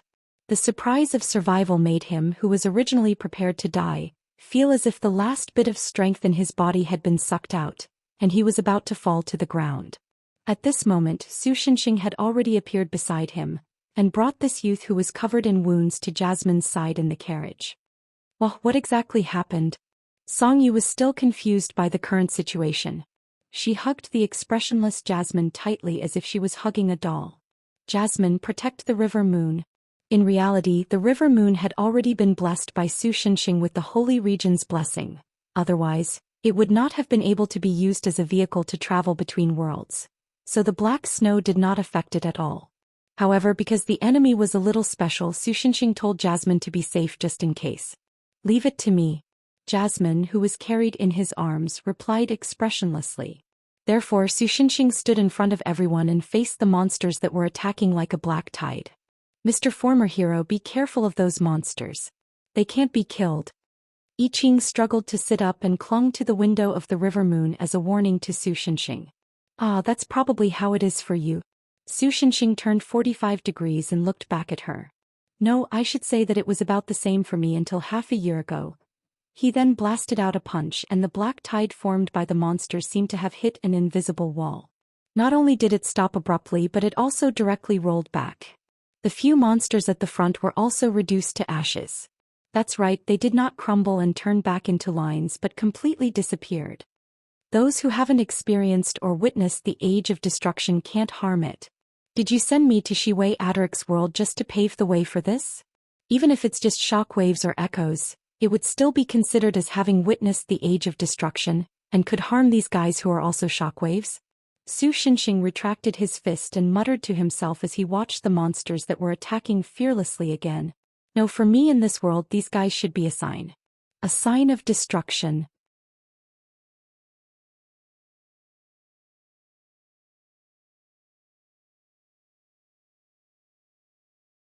Chapter 662. Azure Water City, which was backed by Lake Isabella, was currently the largest refugee city in the world. Azure Water City, which was originally a large trading city, had expanded a lot due to the large number of refugees moving in. However, due to the scarcity of building materials, the expanded area at the edge of the city was similar to the slums. Therefore, if one looked down from the sky, the gray area at the edge of the city, which was far larger than the main city area, looked like a spreading mold. In the center of the main city, the building that was originally used as a clock tower had now been expanded into a small castle. White light overflowed from the highest point of the castle, forming a hemispherical shield above the city to protect the residents in the refugee city from the black snow that constantly fell from the sky. In the room of the steeple, there was a durian-sized ball hanging from the ceiling, and a silver-haired girl was kneeling on the floor below the ball. Her head was lowered and her fingers were clasped together in a praying posture. Holy light flowed from her body, and her appearance could not help but make people think of words such as angel and goddess. Holy power was discovered only 2 years ago. It was a power similar to magic. After the mutation, holy power was also proven to be one of the few powers that could resist the black snow. "Miss Xia, it's time to change shifts." A few people wearing white cloaks walked up the stairs at the edge of the room. Anyone who knew about the new church would know that the patterns on the white cloaks meant that they were bishops of the new church who had mastered powerful holy power. The old church had collapsed 3 years ago. This was the core of the refugee city, and the ancient magic core above the room would spread holy power to form a barrier that protected the city. Without this, the Blue Water City would soon become a living hell in the outside world. The girl was naturally Xia Shuiyao, who had transmigrated with I Ching. After her holy power was discovered, it was quickly determined that she possessed a gift of holy power that no one in this world could hope to attain. Usually it would require 32 bishops to squeeze into this small room and pray together in order to achieve this effect, but she could do it alone. Even the strength of the barrier alone was far stronger than when there were 32 of them. However, she was still a human after all, and it was impossible for her to maintain the barrier without rest, so it was necessary for her to change shifts. All right. Xia Shuyao stood up from the ground, her face showing signs of fatigue. She patted the dust off the edge of her dress and was about to leave the room. However, as she walked towards the stairs, she seemed to have thought of something and stopped in her tracks. She asked the leader of the bishops, "Right, I Ching and the rest should be back by now, right?"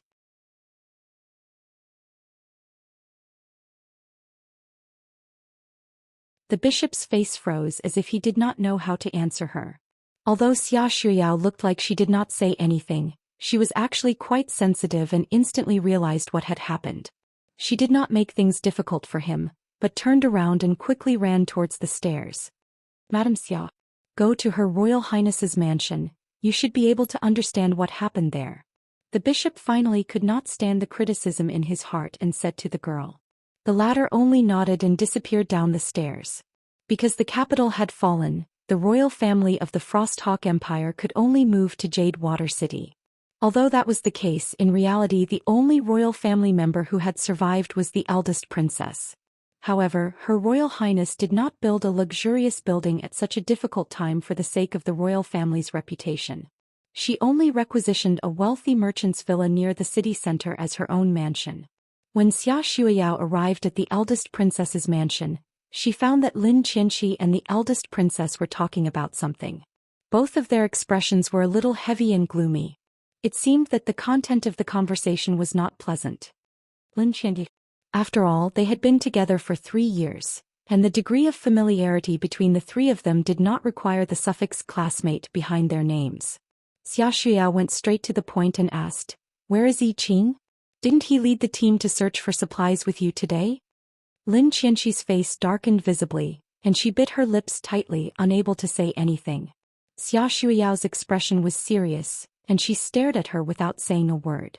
After a long while, Lin Qianxi seemed to use all her strength to squeeze out a sentence from her throat. "We encountered the spirit of chaos. In order to protect us." Although she could not continue in the end, Xia Shuiyao already understood what she was going to say. The blood on the girl's face suddenly disappeared and she became pale. She looked deeply at Lin Qianxi, her eyes full of disappointment, and then ran to the door without looking back. "Wait a minute, Miss Xia, where are you going?" The Frost Eagle Empire's Princess Royal asked anxiously. "To save I Ching. Please don't be so impulsive. I will immediately prepare a rescue plan for Mr. I Ching. As a precious clergyman, for your own safety, Miss Xia should stay in the safe Blue Water City and wait for news." The Princess Royal hurriedly tried to stop her. To be honest, the Princess Royal felt that the possibility of I Ching's survival was very small. After all, those monsters, also known as the Spirit of Chaos, could not be killed. Therefore, when facing them, it was the right choice to lure them to a more complicated terrain, and then escape from the pursuit. But according to Lin Qianxi's previous description, it was almost impossible to escape from dozens of Spirit of Chaos, and several of them were at stage 3. The only thing I Ching could do was to try his best to stall them. And he had not returned to Blue Water City until now, which also showed this point. No matter how powerful a warrior was, his physical strength and energy were limited. Sooner or later he would show weakness due to exhaustion and finally be killed. The fall of countless strong people in the early days of the Cataclysm had proved this point, even if I Ching was a hero from another world. Since that was the case, he should at least protect Xia Shuiyao, who was very important to Blue Water City. Her Royal Highness was not indifferent to I Ching's life. In fact, When I Ching helped Finn stop the war between the humans and the demons 3 years ago, she had secretly fallen in love with this man from another world. But she was the royal family of the Frosty Eagle Empire and the current supreme leader of Blue Water City. Her every word and action was related to the lives of more than 300,000 people in Blue Water City, so when she made decisions she had to try her best not to mix personal feelings, so sometimes she seemed even more ruthless. Your Royal Highness. No, perhaps now I should call you Your Majesty. You seem to have made a mistake. Xia Shuyao finally stopped, but she did not turn around. Instead she said in a rare, cold tone, I will stay here not because of how well you treat me or how many people I can protect and save here, but simply because I Ching is here. The other two girls in the room looked at each other silently. Then now that I Ching is not here, I will naturally not continue to stay here. Xia Shuyao had no intention of caring about his feelings. She continued, for me now what's important isn't whether it's too late or not, but whether I can save him or not. After saying that, the girl took another step forward. Wait. The eldest princess loudly shouted and her eyes became sharp. This princess will not let young Miss Xia send you to your death. Even if I have to use force, I will make you stay. Guards. As soon as her voice fell, several heavily armed guards rushed in from outside the door. Your Majesty, you can't possibly think that these people can stop me, right? Xia Shuyao's tone became even colder. Even if she was the weakest of the three people in I Ching's group, after nearly 3 years of experience, Xia Shuyao's strength could be regarded as one of the top in this world. Not to mention a few soldiers. Even if she pulled out an army of 10,000 people to practice with, it was not certain who would lose and who would win.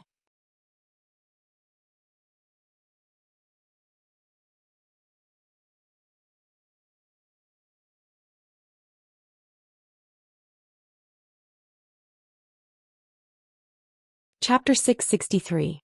Originally, Su Xinxing had come to this world with the mindset of a vacation to bring I Ching and the rest away. Otherwise he wouldn't have brought Song Yu, who had no combat power at all.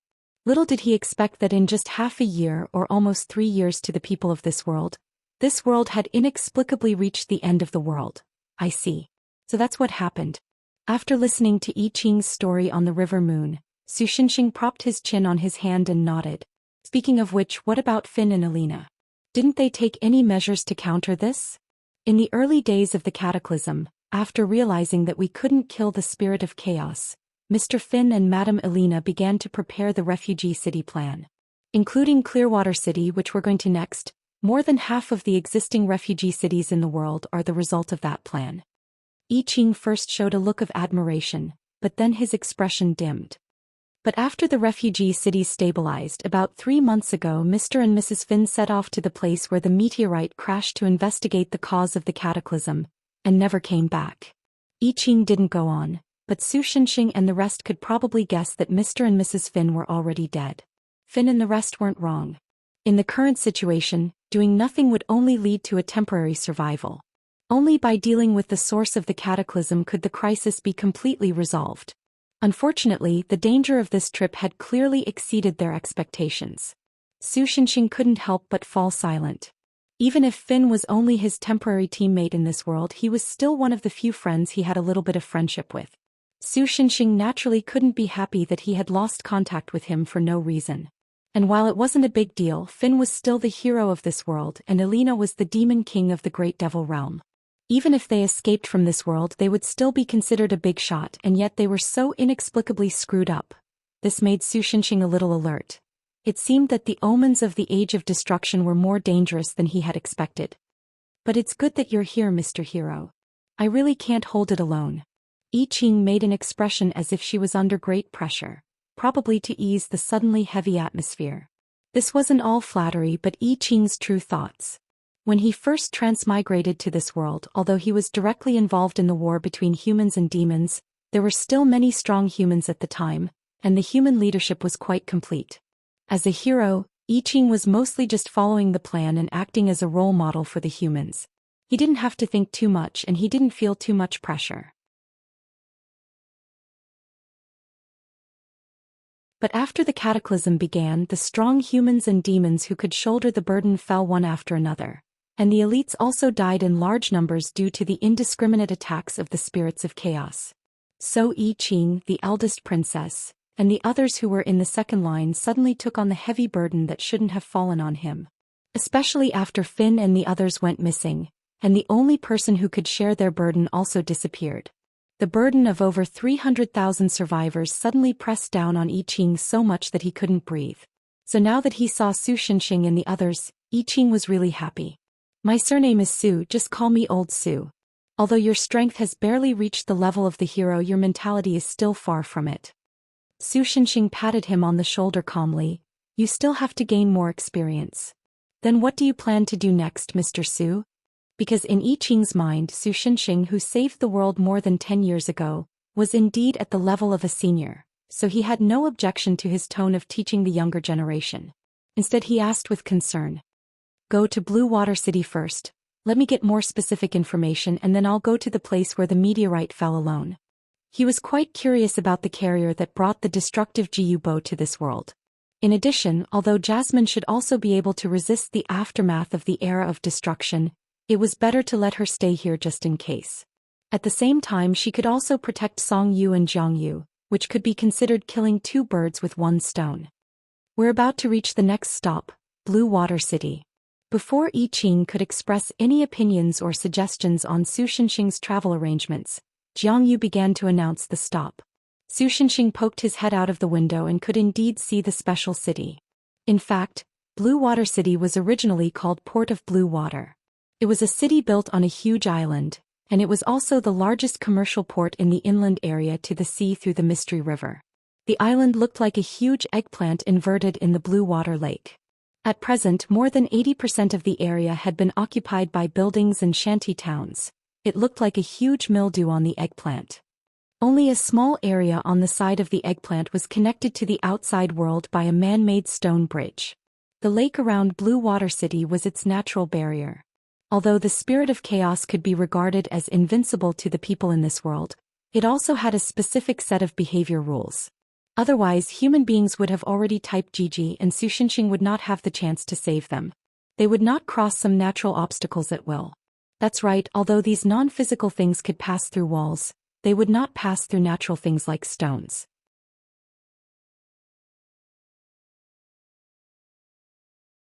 At the same time, although water was not harmful to them, they would not deliberately enter the water. Because of this, there were still so many refugee cities in this world. And the common point of these refugee cities was that almost all of them were built on special terrains with natural barriers. Su Shenxing poked his head out of the window and found that the river moon was moving fast and steadily on the water. Not far ahead of them was the water city, Blue Water City. Generally speaking, what will the refugee cities do when they notice the monsters approaching? Su Shenxing suddenly asked I Ching, who was in the car. Generally speaking, it's people like us who lure the spirit of chaos away. It's fine when there are only a few of them, but when there are a lot of them, it will be fatal. Besides, I heard that because there are not many powerful people in some refugee cities, they will sacrifice the lives of some civilians to lure them away. Although I don't know the reason, after killing ordinary people, the spirit of chaos will settle down in a very small area for a long time before continuing to move. I Ching replied, Her Royal Highness's scholars think that the spirit of chaos is increasing its own kind by infecting humans. But I guess that is the time it takes for them to digest humans. I will never admit that the spirit of chaos is transformed from a human. I see. Then I'm afraid that the city will think that we are a group of monsters.